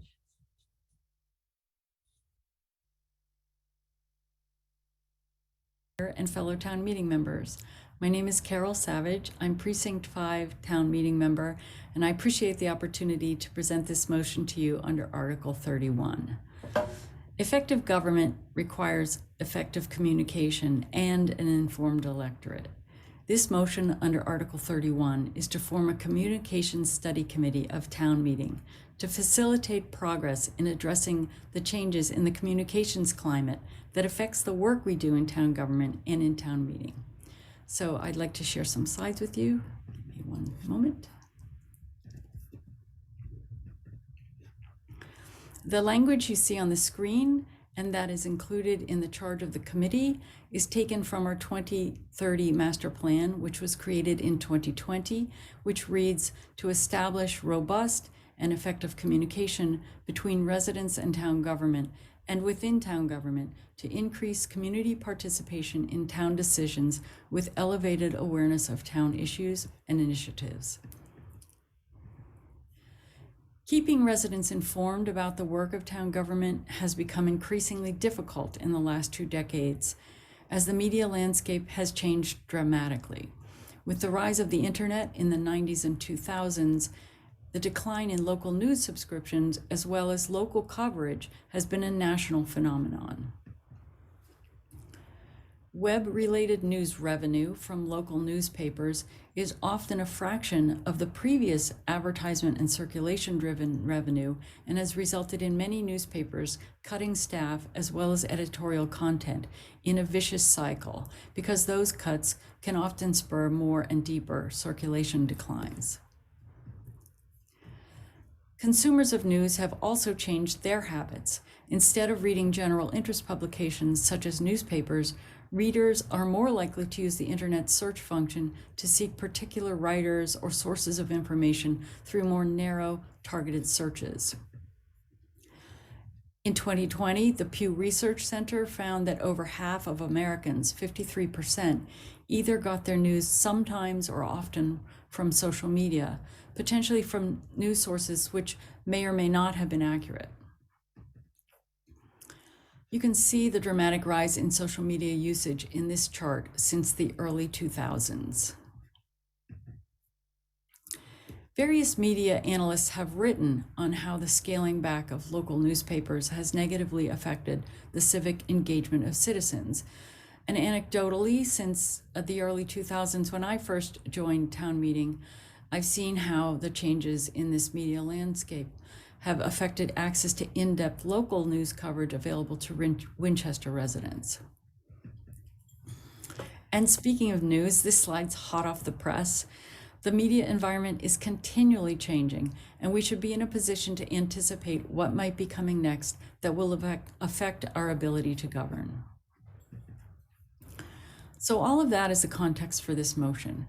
As local newspaper circulation and coverage has declined and social media and web-based communication has grown, it's complicated the ability of residents to remain up to date with accurate and timely information on the work of elected town meeting or other volunteer town boards. It's also resulted in the significant scaling back of a forum for objective reporting and dialogue where different points of view can be shared respectfully in a moderated public forum, such as letters to the editor. New electronic communication tools that have emerged do offer opportunities to innovate, but they also come with their own challenges. Tools like electronic email provide ease of rapid communication, but can also create overload and potential conflict with state regulations like open meeting law. Maintaining relevant, up-to-date electronic sources of information like websites or message boards may require technology, equipment, or staffing to create content and monitor conversations. And while they can increase convenience for some, for others, there may be issues of accessibility or equity. Internal and external communication within town government and with those we represent is also hampered by the information overload effect that all of this constant exposure to electronic communication can create. This has been especially difficult during the pandemic, as fewer personal interactions are happening that foster the kind of community conversation that happens as people gather or run into one another in person. So the charge of this committee is to study the current state of town government communications in the context of the broader communications environment. The work of this committee should include, but is not limited to, reviewing the current situation and practices and identifying where there are gaps that could be filled by the town. The identification of best practices in use by other towns or municipalities. Many communities have practices that have attempted to address these challenges in varying ways that we could learn from, but there's much room to innovate and lead. The committee will review prior recommendations made in other town studies, such as the master plan, recommendations that were made with community input, but may not have been implemented yet, perhaps due to capacity constraints. The committee will solicit input from town boards, staff, residents, and WinCam through public hearings and/or written submissions and precinct meetings as the committee deems is most appropriate. And also the committee should review the roles of town meeting members and precinct chairs with respect to communication with one another and with the residents we represent. Also, the committee can make recommendations for action, which could include draft language of motions to be reviewed with the appropriate committees such as the Rules Committee, Government Regulations Committee, and Town Council. And if these recommendations have a volunteer, staffing, or budgetary impact, those impacts should be estimated to the extent possible. The committee composition would be made up of 8 members appointed by each town meeting member precinct. These could be either a town meeting member or a resident of the precinct. 3 residents at large appointed by the town moderator, and those are the 11 voting members. And there would be 3 ex officio advisory non-voting members, the town clerk, town manager, and school superintendent, or a member of their staff that they choose to appoint to represent them in this advisory role, as is reasonable and as their departmental capacity allows. This composition is designed to keep the committee size manageable and representative of all neighborhoods and of town meeting, as well as to include the voices of residents. The committee would serve starting 60 days after dissolution of this fall town meeting and through to next fall town meeting, and would provide town meeting with an interim verbal and/or written report in the spring of 2022 and a final verbal and written report in the fall of 2022. So in closing, this is an opportunity for us as town meeting to reflect on and strengthen our role as representative town meeting in the current climate, and perhaps to innovate in ways that update our effectiveness. I thank you for your consideration. I do hope you will support this motion, and I look forward to your feedback and, as always, to the conversation. Thank you again. Thank you very much, Ms. Savage, for your work on this. Recommendations from boards and committees. Can we hear from, I believe, Ms. Verdicchio, you mentioned already, but just in case you want to repeat. Yes, thank you. We did review the amended language select board table, and we support that, and we recommend favorable action on this committee. Thank you very much. Dr. Blackwell of FinCom. Thank you, Madam Moderator. FinCom did not vote on this article as we did not see a financial impact. Thank you very much. Mr. Diabjirius, a precinct of the Planning Board. Thank you, Madam Moderator. The Planning Board voted on the original version of this article, but the substance is the same. The Planning Board is wholeheartedly in favor of this. We believe that increased communications within town government and with its residents is incredibly important. And we thank Ms. Savage's call out to the master plan. Thank you very much.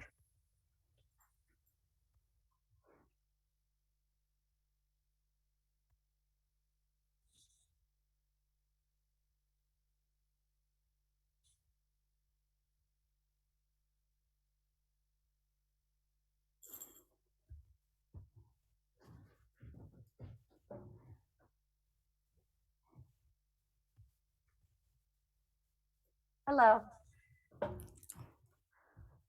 Good evening. Thank you very much. Ms. Savage came to school committee to communicate about this, and school committee voted unanimously for favorable action on this. Thank you very much. Seeing no other boards or committee representatives rise, I will turn my attention to the voter. If town meeting members, if you have any questions or comments, please use the speak button. Further on the question, Dr. John Miller, Precinct 6.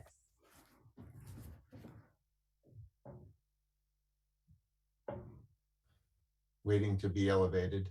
Can you hear me? Yep, you're elevated. Thank you, Madam Moderator. Thank you. Carol Savage and I go back to 2000 when we both were on the Facts Committee, and I certainly don't oppose the concept. And it's good of Mrs. Savage to bring this forward, and I support it. I think the difficult task will be to do the hard lifting that actually will help the town meeting function more effectively. I think that the committee should look at some of the failures that have happened recently. And I think one of the best failures that happened recently was on the Waterfield article in the spring. FinCom worked effectively with the town manager, the former town manager, with the select board. We were working behind the scenes because they were negotiating with the developer. So when our analysis came out, it was misrepresented around town that we had done some secret analysis, or it was done surreptitiously or something. That was a failure of communication within town hall. So not all failures of communications can be resolved by a process. So I would suggest that Carol, that Mrs. Savage, that you look at some of the failures as well, and recognize that sometimes they are failures of humans. We're all humans. And I'm sure that I made mistakes in that process as well. But not all mistakes have a cure. Some mistakes are just human failures and failings. So I support the motion, but I hope you'll not fill this committee with people who all have the same views and don't want to face the tough issues we've faced this year. Thank you very much. Thank you, Dr. Miller. I'm actually just going to quickly correct you. It actually isn't Ms. Savage who fills it. It's actually town meeting and all the precincts, along with, as of right now, I've filled 3 of those seats. I would be surprised if Mrs. Savage wasn't on that committee. If her precinct appoints her, yes. But I just want to make sure that if you're clear, you're talking about your comments are actually directed at all of town meeting, because all of town meeting has a vote. Moving onward, Sally Dale of Precinct 7. Thank you, Madam Moderator. You can hear me, right? Yes, I can. Thank you. Great. So again, I'm Sally Dale, Town Meeting Member, Precinct 7. And through you to our assembled town meeting members, I speak in support of Article 31 to authorize this study committee for town communications. I believe, and I think everyone, I hope everyone would agree, that our town works best when all our residents, and as the goal D1 in our master plan says, participate in town decisions with an elevated awareness of town issues and initiatives. So this committee would definitely help to move us to an environment of, again, quoting the master plan, robust and effective communications. Such a level of intertown and intra-town communication a year ago would have likely meant that unanswered questions about the Waterfield lot would have been answered, and the cost and the effort of the referendum would have been avoided. Regardless of how you voted on that referendum, I urge you to support this article. We've all heard by now the Washington Post's motto, democracy dies in darkness, and this is a chance to turn on the lights. Thank you. Thank you very much. Further on the question, Dorothy Simboli of Precinct 6.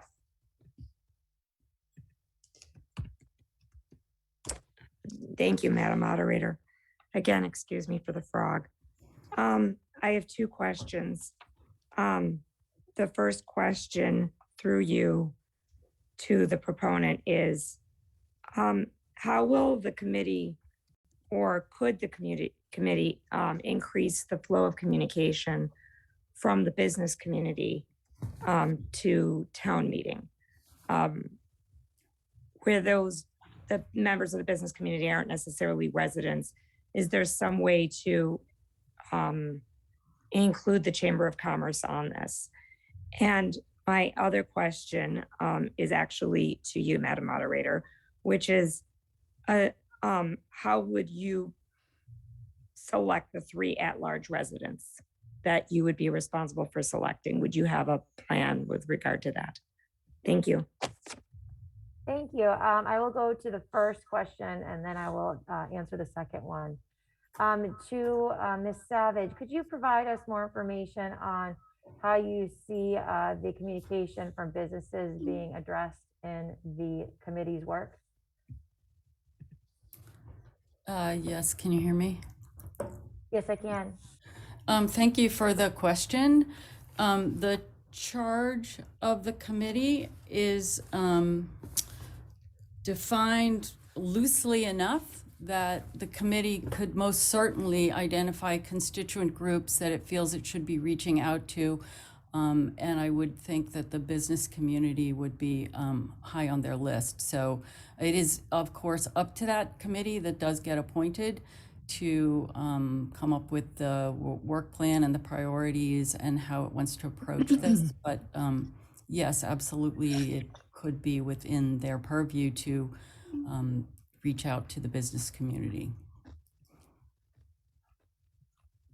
Thank you. In terms of your second question that was directed at me, Ms. Mboli. So the town clerk, when I fill a lot of appointments actually on behalf of town meeting. And what happens with those is that the town clerk posts those to the website online and people apply for those positions. When I choose who I appoint to the position, I interview everyone who applies and try to find the best way to round out the dynamics of the board or committee that I'm appointing to. So for this one, at this time, I don't know who has applied because we haven't posted, we haven't approved it as a town. However, I can tell you that my goal as a moderator would be to try to get people that are actually not in government, because one of the things that I would see is really important to this is that we hear from them and that they are at the table and part of the discussion of how government can reach them and town meeting can reach them as well. So in terms of the businesses, that is a good entity that would be a good option to help round it out, along with a youth member would also be a good addition from my perspective, but it also depends on who applies and who is the best fit for those 3 spots. Further on the question, Pamela Court of Precinct 5.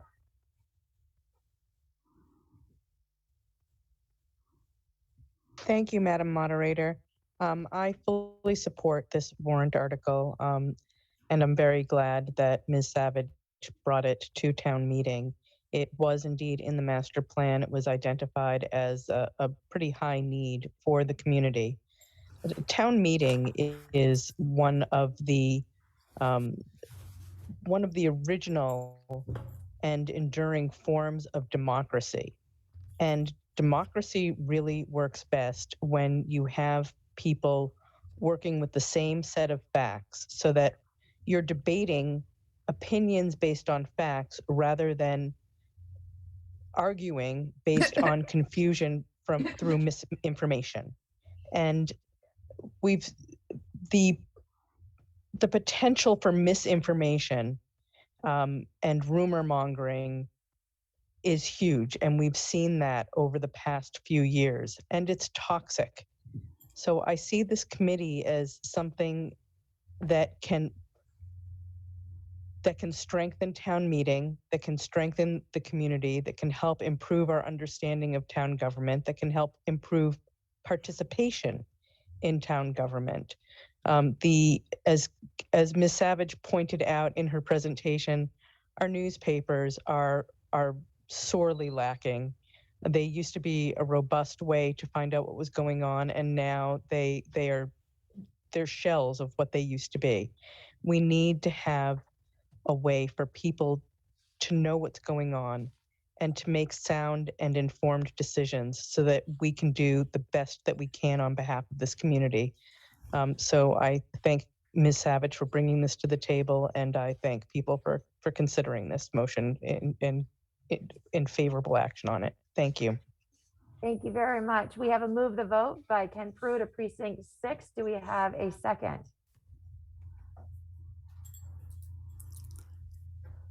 May I say something? Nope, not right now. Second from Roseanne Corick of Precinct 5.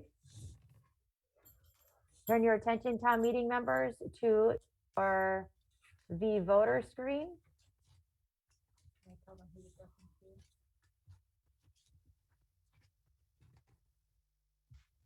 We had 2 members left in queue. It was Jared Cummings of Precinct 4 and Roger Wilson of Precinct 1.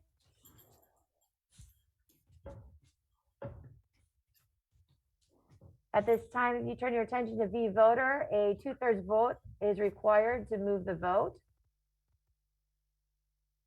And this will end the debate and move us to the motion before. Terminate debate.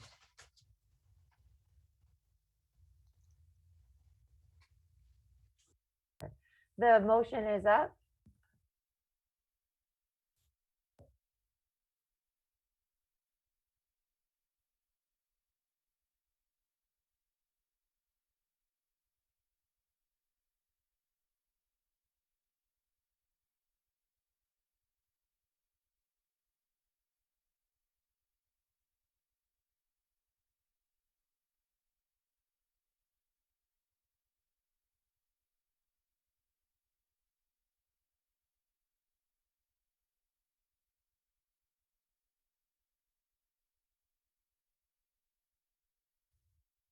There are 100 in the affirmative, 38 in the negative.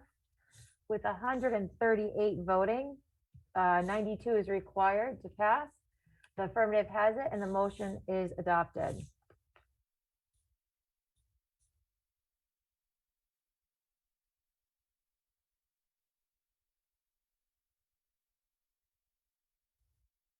Ms. Savage, we are moving the vote. Did you have any final comments? Yes, thank you for that opportunity. I would just like to respond to town meeting member Miller's comment. I might word it differently, but I would definitely hope that this committee will look at what I referred to as gaps, right, in where the communication maybe has not worked well. And what can we be doing to improve that? We're very, very fortunate in this town to have 192 residents who are willing to give their time and talents to town meeting, as well as to other volunteer positions in the town. And we have hardworking staff. I do encourage all of town meeting to embrace this motion as an opportunity to do our best work in representing the needs of our community and hearing all the voices that we need to hear, and having diverse points of view heard early in the process, especially for our long-term projects, will make our deliberations better and make better decisions for the town. So that is the intent of this, and I look forward to it. I hope it passes resoundingly, and I hope town meeting members who were not voted on to this and residents who might be listening will think of ways they can participate in this process, so we can make the town meeting the best it can be in town government for the sake of Winchester residents. Thank you. Thank you very much. At this point, you will be seeing the motion return back to your Zoom screen, and the voter will also be placing it up on your screen to vote on. This is Article 31 as revised and with the clerical changes to reflect 11 voting members and 3 ex officio members. A majority vote is required. You may now cast your vote. One moment, we're waiting for the language to get up.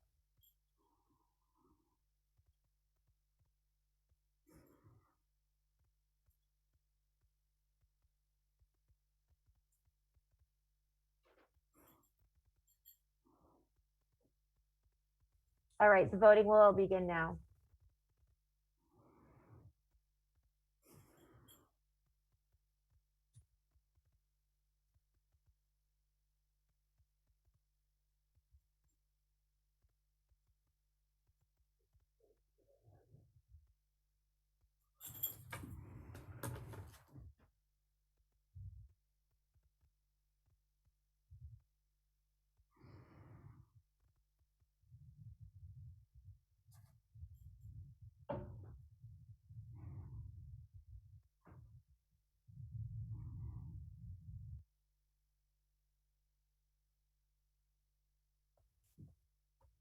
There are 119 in the affirmative, 16 in the negative, 119 in the affirmative, 16 in the negative. The affirmative has it and the motion is adopted.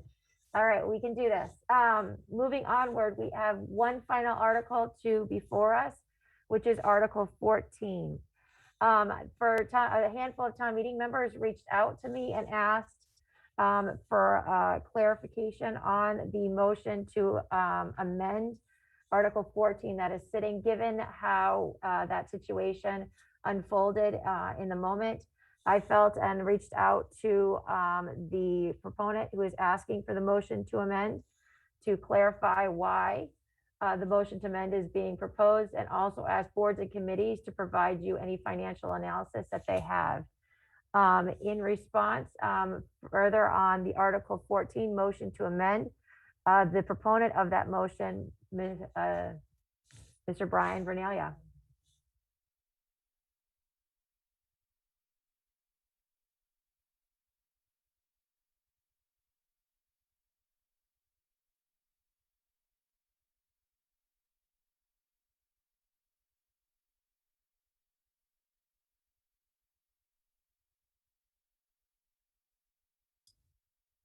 Thank you, Madam Moderator. Can you hear me? Yes, I can. Thank you. Thank you so much for allowing me to speak, and thank you, town meeting members, members of the select board. My name is Brian Vernelia, Precinct 4 town meeting member, and I promise I'll be briefer than anyone else who's presented tonight. Well, I can't promise that completely, but I'll try. The primary goal of the amendment that I put forward was to delay an operating override as long as possible, so as to allow both the Lynch debt exclusion override and an eventual operating override the best chance at success. We're looking at 3 overrides in the near future: the Carriage House this spring, thanks to town meeting tonight, Lynch next fall, and an operating soon to follow. Too close together in time, and they become less likely to pass and more burdensome on the taxpayers.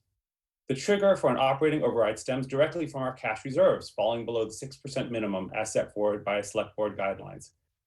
Cash reserves are used annually to balance the budget and are typically used at levels commensurate with turnbacks. This year's huge reversion is not likely to be repeated. Excuse me. When the reserves are projected to fall below 6%, we will have 3 choices: risk losing our AAA bond rating, 2, make significant cuts in the operating budgets, or 3, successfully pass an operating override. In essence, if we keep reserves above 6%, we can stave off an override a little bit longer.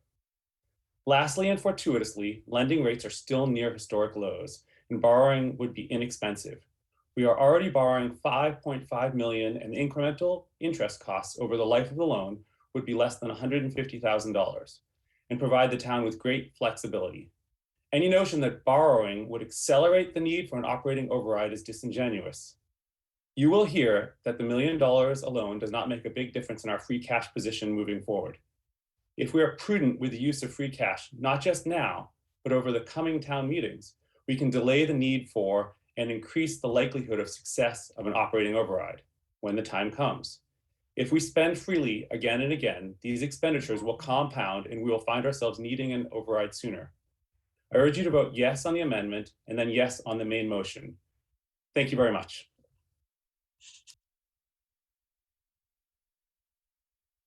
Thank you very much, Mr. Vernelia. Further on the question, do we have the recommendations and information from the boards and committees?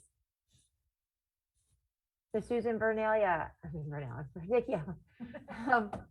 select board. I'm sorry. That's okay. They both begin with B.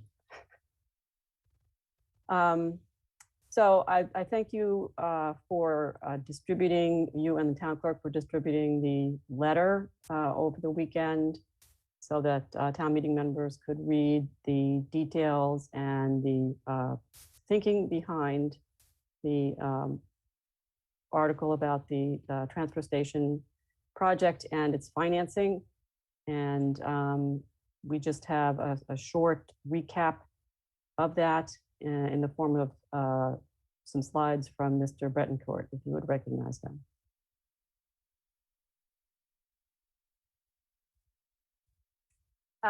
You wanted to do a recap of, I'm sorry, Of the letter, I'm sorry, of the letter that went out. And I would also add that, as the letter mentions, the select board did caucus during the last session, and we do recommend unfavorable action on the amendment, and would urge everyone to approve Article 14 as originally designed. Thank you.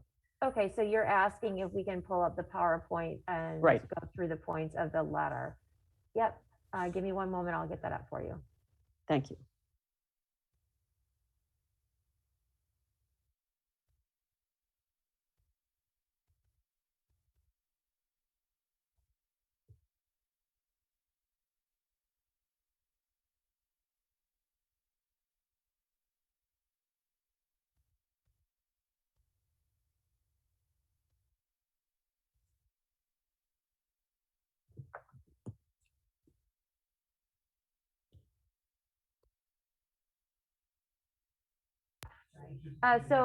Just to be clear, you wanted us to bring up the letter?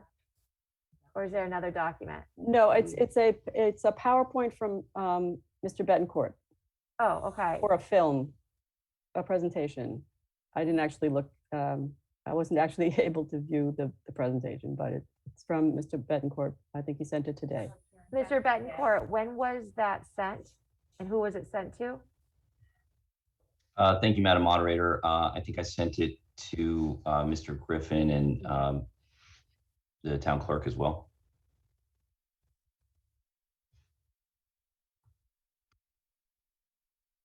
At what time, do you know?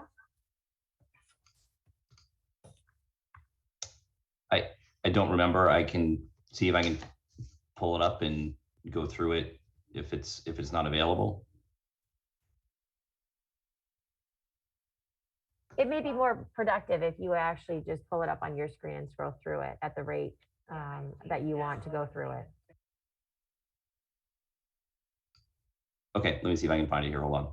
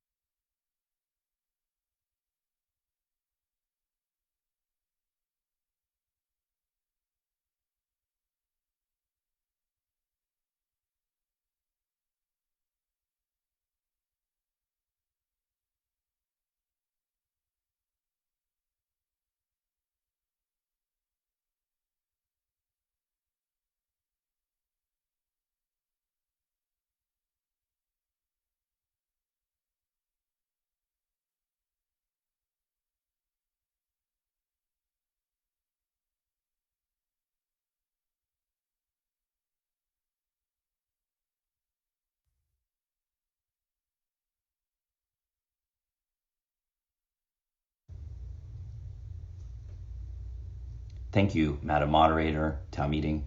The select board unanimously voted unfavorable action on the amendment to Article 14. The select board has to balance multiple objectives and impacts when considering infrastructure projects for essential services like waste removal. Our first objective was to complete a long deferred capital project at the transfer station, work with existing revenue to avoid debt exclusion overrides, manage stabilization fund resources, limit the impact on residents by creating a balanced fee increase, and use FY21 reversions and excess revenue to reduce debt impact on our operating budget. Because the $1 million from free cash has little impact on our operating reserves, it made sense for us to lower the project cost and save the approximately $150,000 in interest, as the debt service timeline is less than 10 years. Because our departments ran very lean last year, our FY21 reversions were historically high at $3.9 million. At the same time, our local receipts had surplus revenue in excess of $1.6 million. With the long backlog of capital projects, we knew it would be fiscally prudent to apply some portion of the reversions in surplus revenue to existing projects and limit abnormally high escalation costs. This is one of the main strategies of the Select Board operating reserve policy. Part of what helps to protect our AAA bond rating is our close adherence to fiscally responsible policies. Our policy is to use reversions for one-time capital expenses like the transfer station project to limit future impact of our operating budget. The Capital Planning Committee requested $2 million from free cash due to the reversions, and the Select Board conservatively applied $1 million, as we have not yet had full budget discussions on the FY23 budget. The impact of the amendment to Article 14 will mean that we will increase our debt service by $125,000 per year without a designated funding source in future years. This issue was already discussed at length before the Finance Committee, who supported the efficacy of our strategy. The Select Board committed to establish an ongoing working group with the Finance Committee to balance market conditions with operating expenditures while minimizing the impact on residents. Please vote no on amendment to Article 14. Thank you. Thank you very much. Further on the question, Dr. Blackwell of FinCom. Thank you, Madam Moderator. Is it okay if I share my screen to show some analysis that FinCom has done? Yes, please do.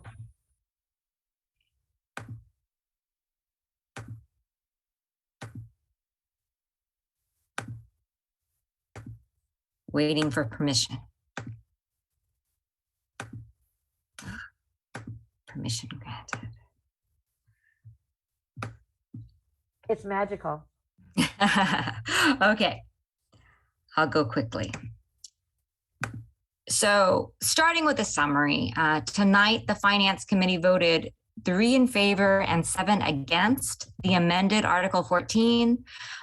As was just explained, borrowing rates are low and bonding the full amount of $6.5 million would cost an extra $150,000 in interest over 10 years. While the original use of the $1 million from free cash is large, the effect on the operating reserves is not significant, as I'll show you. However, increased operating costs will drive the transfer station into deficit in both the original and the amended Article 14, and I'll show you details on that. So first, to highlight the effect on the operating reserves, I've modified the Finance Committee's 3-year plan, just not completely, but at a high level, updating the larger turnbacks, the certified amount of free cash for FY22, and then modeled the use of $1.7 million in free cash shown in red, and the use of $0.7 million in free cash in blue.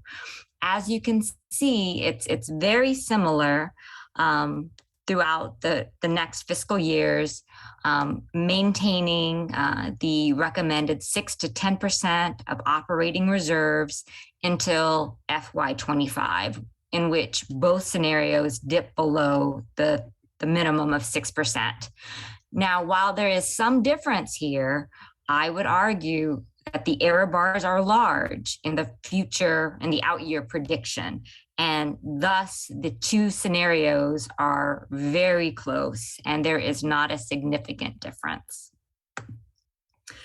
As was explained, free cash is a component of the operating reserves and has been used to fund one-time improvements in capital projects, as well as to supplement operating budgets. The town policies to maintain that 6 to 10%, to maintain our AAA bond rating, and we project no significant impact on operating reserves if Article 14 passes as written. This is just highlighting some of the large usages of free cash at previous fall and spring town meetings. I've highlighted those that exceed $500,000. So in FY19, $635 was used to balance the operating budget. In FY20, this is the first year the operational override was implemented. 500K was transferred to the Affordable Housing Trust and 500K to the Capital Stabilization Fund. Last fiscal year, 1.3 million was transferred to the operating budget for COVID, anticipated COVID expenses. And then tonight's proposed usage of $1.7 million. Now, what I mentioned previously is that the sticker fee increases alone that the select board have passed will not balance the expected cost increases of labor, waste, recycling, and the debt service. What I'm summarizing here is the sum of the total revenue, the fixed costs, and the variable costs for FY 22, 23, and 24. So you see this fiscal year 22, before any debt service is applied, the estimated deficit is 184,000. Now FY 23, that's when the initial ban would be applied, the bond anticipatory note, which differ slightly between the amended and original Article 14, but both scenarios have a deficit of 125K as amended and 105K in the original Article 14. Now, FY 24 is when the debt service kicks in, the larger amount, and thus the estimated deficit for the transfer station budget is 682K in the amended Article 14, or 537K under the original Article 14. What this suggests is additional revenue generating options should be evaluated by the working group that will be stood up.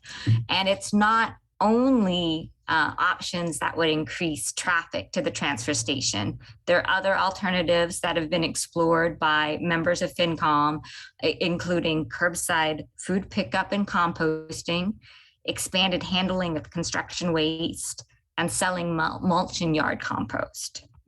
So in summary, we voted against amended Article 14, and we hope that the transfer station working group can provide a holistic view of the projected revenues and costs to inform a complete strategy.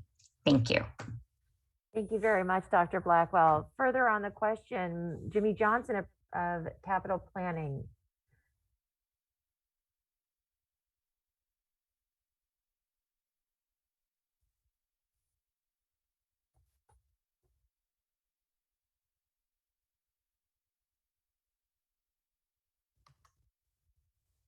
Good evening.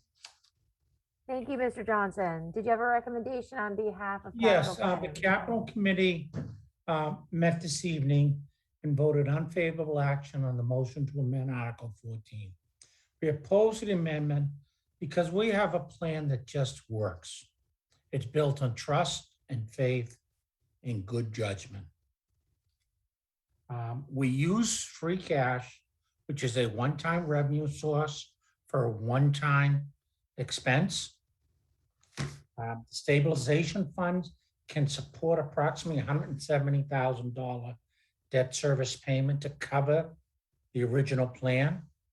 Residential uses will see an additional increase due to a capital improvement fund, the annual transfer station permits. This plan works. It's responsible, everybody shares the burden, and it's well thought out. We ask that you vote no on the amendment and yes on the motion, the original motion. Thank you. Thank you very much, Mr. Johnson. Town meeting members, at this point, if you have any questions or comments, we are specifically talking about the motion to amend Article 14.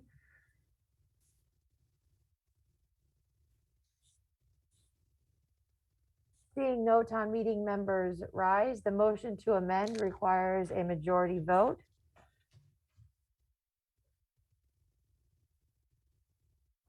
If you turn your attention to V-Voter, we will be voting on the motion to amend Article 14.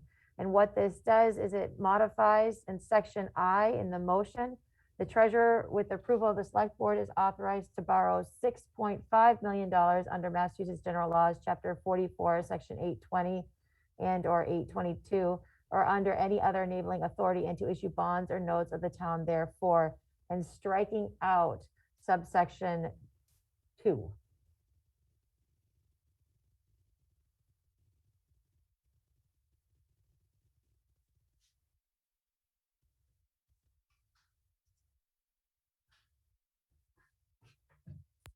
So it's striking out the subsection 2 for $1 million shall be funded from free cash. It is now currently on your Zoom screen, and the voting is opened on vVoter.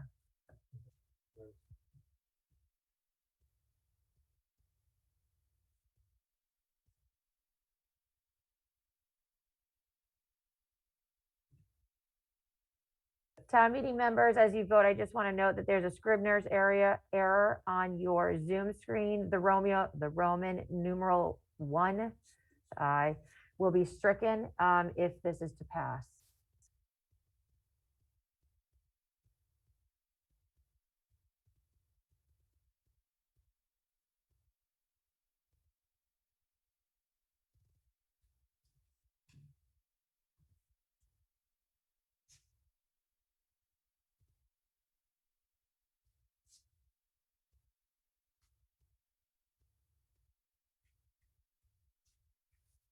A majority vote required. There are 11 in the affirmative, 115 in the negative. The negative has it, and the motion is lost. Returning back to the original motion of Article 14, we are now going to continue the debate on Article 14. It is on page 30 of your blue booklets. Further on the question, Mr. Michael Galvin of Precinct 2.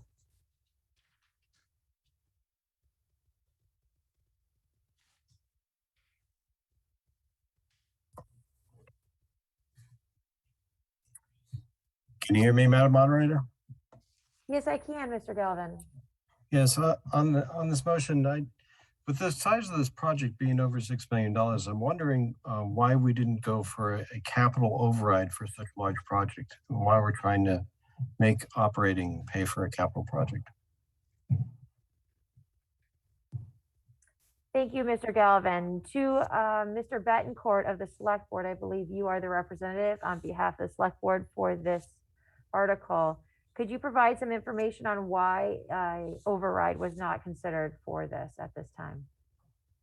Thank you, Madam Moderator, through you to Mr. Galvin. I think that we've been doing our best to stay away from any sort of debt exclusion override, as was mentioned earlier by Mr. Vernalia and certainly many others. We have a Lynch override that's going to be fairly large in the next year or two. An operating override coming. We're on the heels of multiple overrides over the past several years.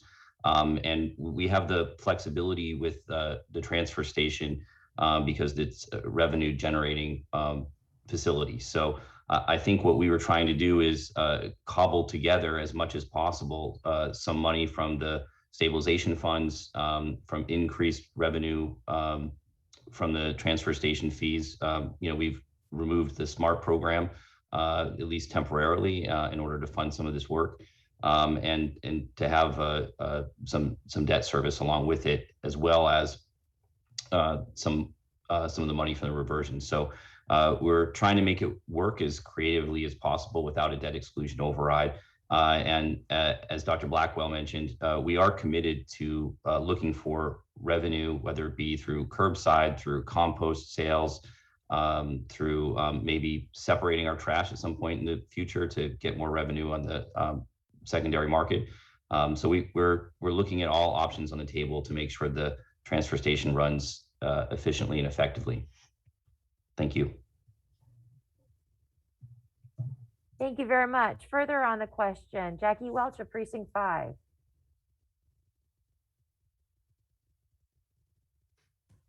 Hi, can you hear me okay? Hello? Can you hear me okay? Yep. Okay, great. I'll be really quick because it's late. This project in its early phases came up when I was on the select board, and the proponents of it have consistently been very, I think, cost conscious and careful. This is a facility, as everyone knows, in town meeting and otherwise, that nearly all of the town touches in some respect. It's a source of pride. I think one of the essential functions of government includes not only education and safety, but also health and hygiene. And this facility is essential for health and hygiene of our town as a whole. So I'm strongly in favor of this, and I hope town meeting will vote in favor. Thank you. Thank you very much. We have one last remaining town meeting member who is in queue, Catherine Curtis, of Precinct 2.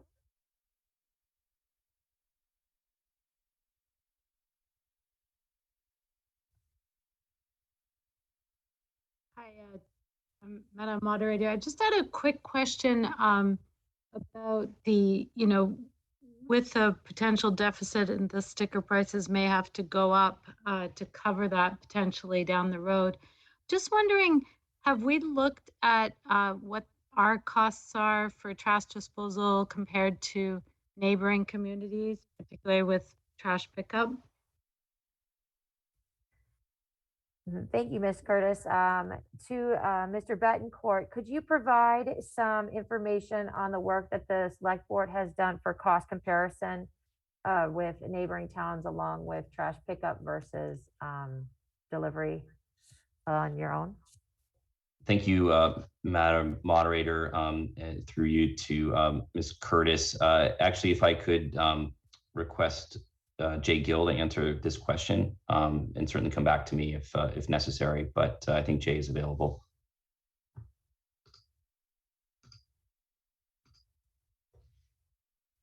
Mr. Gill is the head of the Department of Public Works. If you would be able to answer the question regarding the cost comparison. Yeah, Madam Moderator, can you hear me? Yes, I can. Yeah, it's based on cost of, I'm sorry, market rate as it is now. We're paying $90 a ton, which is really high at this, we think at this point, and it's going to continue to go up. So that's how it is, market rate. About pretty much everyone around this area is paying the same.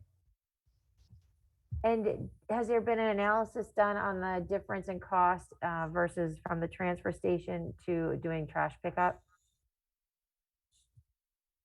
Done the analysis before, but I don't have an updated one. We haven't done recently. Thank you. Seeing no other town meeting members rise, I believe that town meeting is ready for the vote. A 2/3 vote is required. The language is on page 30 of your blue booklet. It will also be on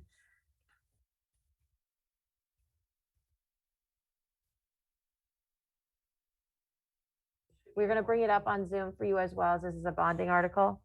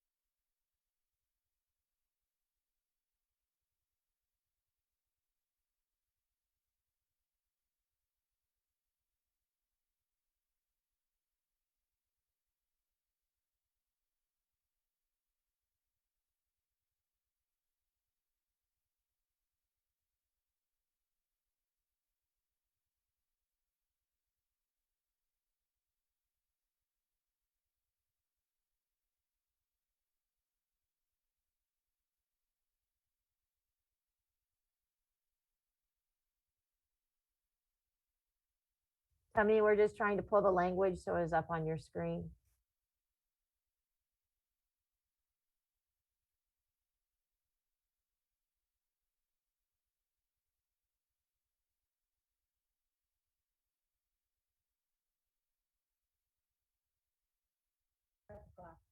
All right, so the language for Article 14 on page 30 of your blue booklets is now also on your Zoom screen.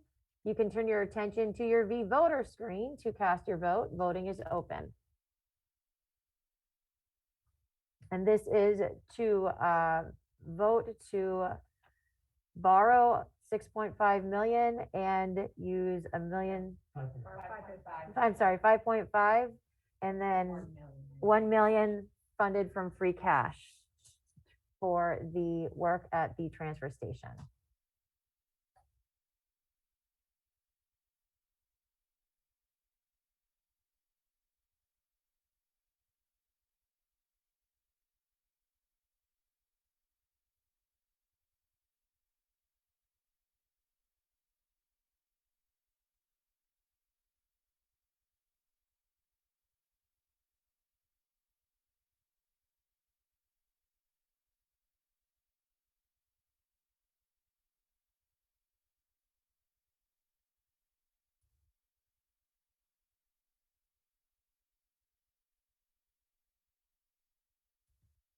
There are 130 town meeting members voting, with 87 required for passage. 116 are in the affirmative, 14 are in the negative.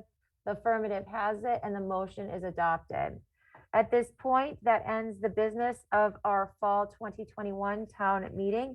I do need town meeting members to stay with us for one more step. We need to do a motion to dissolve and vote on that through V-Voter, as there is bonds that are involved in our activities with town meeting.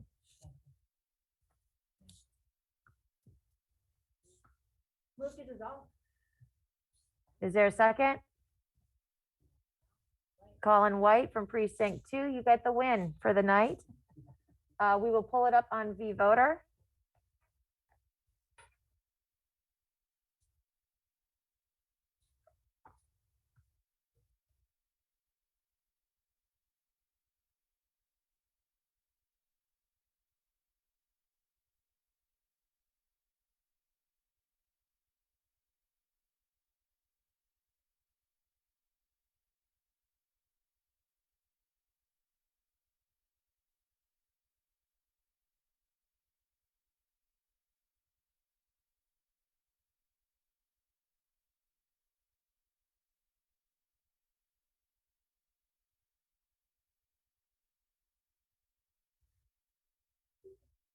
A majority required. I abstained. To be like, who abstained? I abstained. There are 116 in the affirmative, 0 in the negative. The affirmative has it, and we are dissolved. I want to thank all of our town meeting members, all of our staff, especially our town clerk, for all the work that they've done regarding our town meeting. We are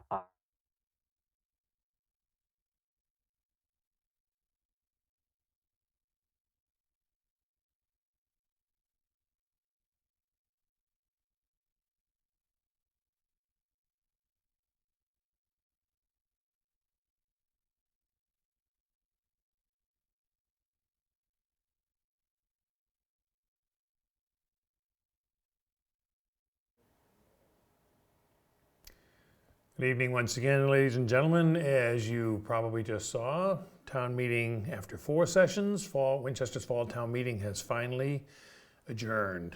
So let's cover what happened tonight. Article 25 is what we started with, which is borrowing money for financing a reconstructed, rebuilt Northeast Regional Vocational School. We heard that school is going to cost $317 million to be constructed for the school and the athletic facilities. It'll have about a 50-year life. Our town share is $2.725 million, but that'll be reduced by Massachusetts School Building Authority's contribution to $1.5 million. The school was built in 1968. It has had a target enrollment of 900 and currently enrolls about 1,250 with a waiting list. The facility is failing. The member towns must, 2/3 of them must approve by 12/31, December 31st, or the MSBA funding may be reduced by $30 million. So there's a lot of pressure on the towns to approve that. The annual debt service to Winchester is about $104,000 per year. That was passed unanimously. Article 26 was a proposal for $25,000 for engineering to support a recreation department request to build a multi-purpose, take out a paved sports area and build a multi-purpose sports court at the Mystic School. Springtown meeting will have to approve the final cost of it, which is estimated to be about $250,000. The proposal, Select Board member Richard Mucci listed potential revenue generating programs by the Recreation Department. That was confirmed by the Recreation Director, who estimates $25,000 to $30,000 of revenue from this court in the first year, and going up from there. That was passed. Article 27, $52,000 to appropriate $52,000 for flood mitigation maintenance programs, including dredging and plant removal installations along the town's waterways, was passed. Article 28 got the most discussion tonight. Article 28 was a proposal for $57,000 for engineering and of a project to renovate the Carriage House on the sand up at between Ambrose School and Sanborn House, to permanently house the school administration offices. The presentation was made by Chris Nixon from the school committee. He said the offices have had many moves over the recent years. The Carriage House was built in 1908. Parkhurst, where they currently are, was not designed for a long-term solution for offices. The design team that has come up with it is going to come up with a design for the Carriage House renovation is the same team that designed Lynch and Ambrose renovations. The estimate is about $6 million to renovate the Carriage House. He said Parkhurst School, where they currently are, will likely be needed for swing space as the Lynch School is rebuilt. The Finance Committee opposed it, didn't feel that the other options were explored.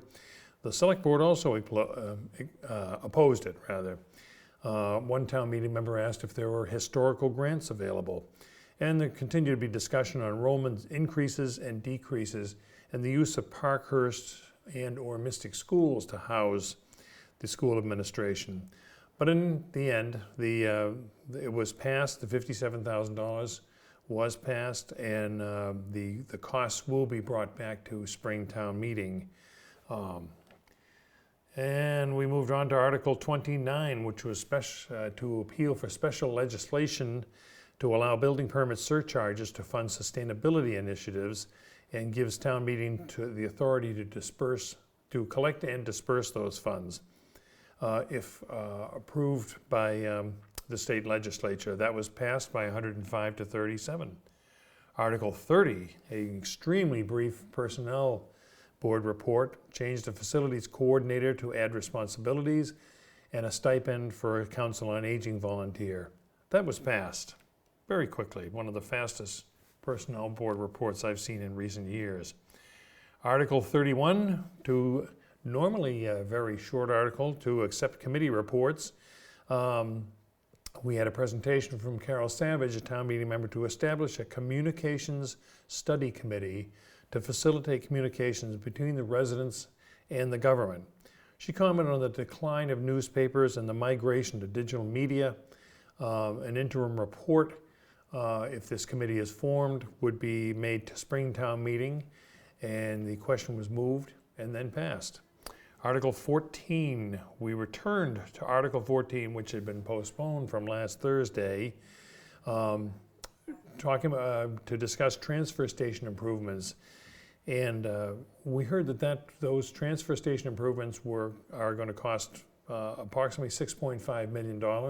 The original article had $5.5 million borrowed and $1 million coming out of free cash. The amendment that was proposed by Brian Vernalia was to borrow all $6.5 million and keep the $1 million in free cash. He said the purpose was to delay operating overrides.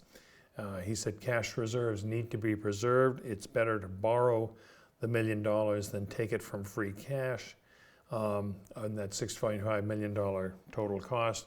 The select board opposed that amendment, said the lean operations in the last year have created reversions of $2 million, and they thought it was prudent to use $1 million of that to reduce the borrowing costs on the transfer station improvement. The Finance Committee also opposed the amendment, and therefore the amendment failed. And the main motion, again, to borrow $5.5 million, excuse me, and use $1 million of free cash for the transfer station reconstruction was passed.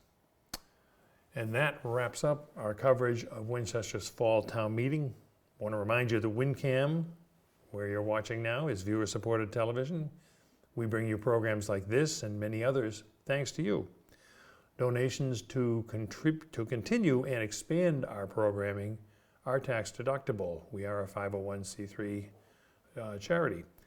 Memberships and volunteers are also welcome here at WinCam. So you can check out the wide variety of programming and on-demand viewing at wincam.org at any time.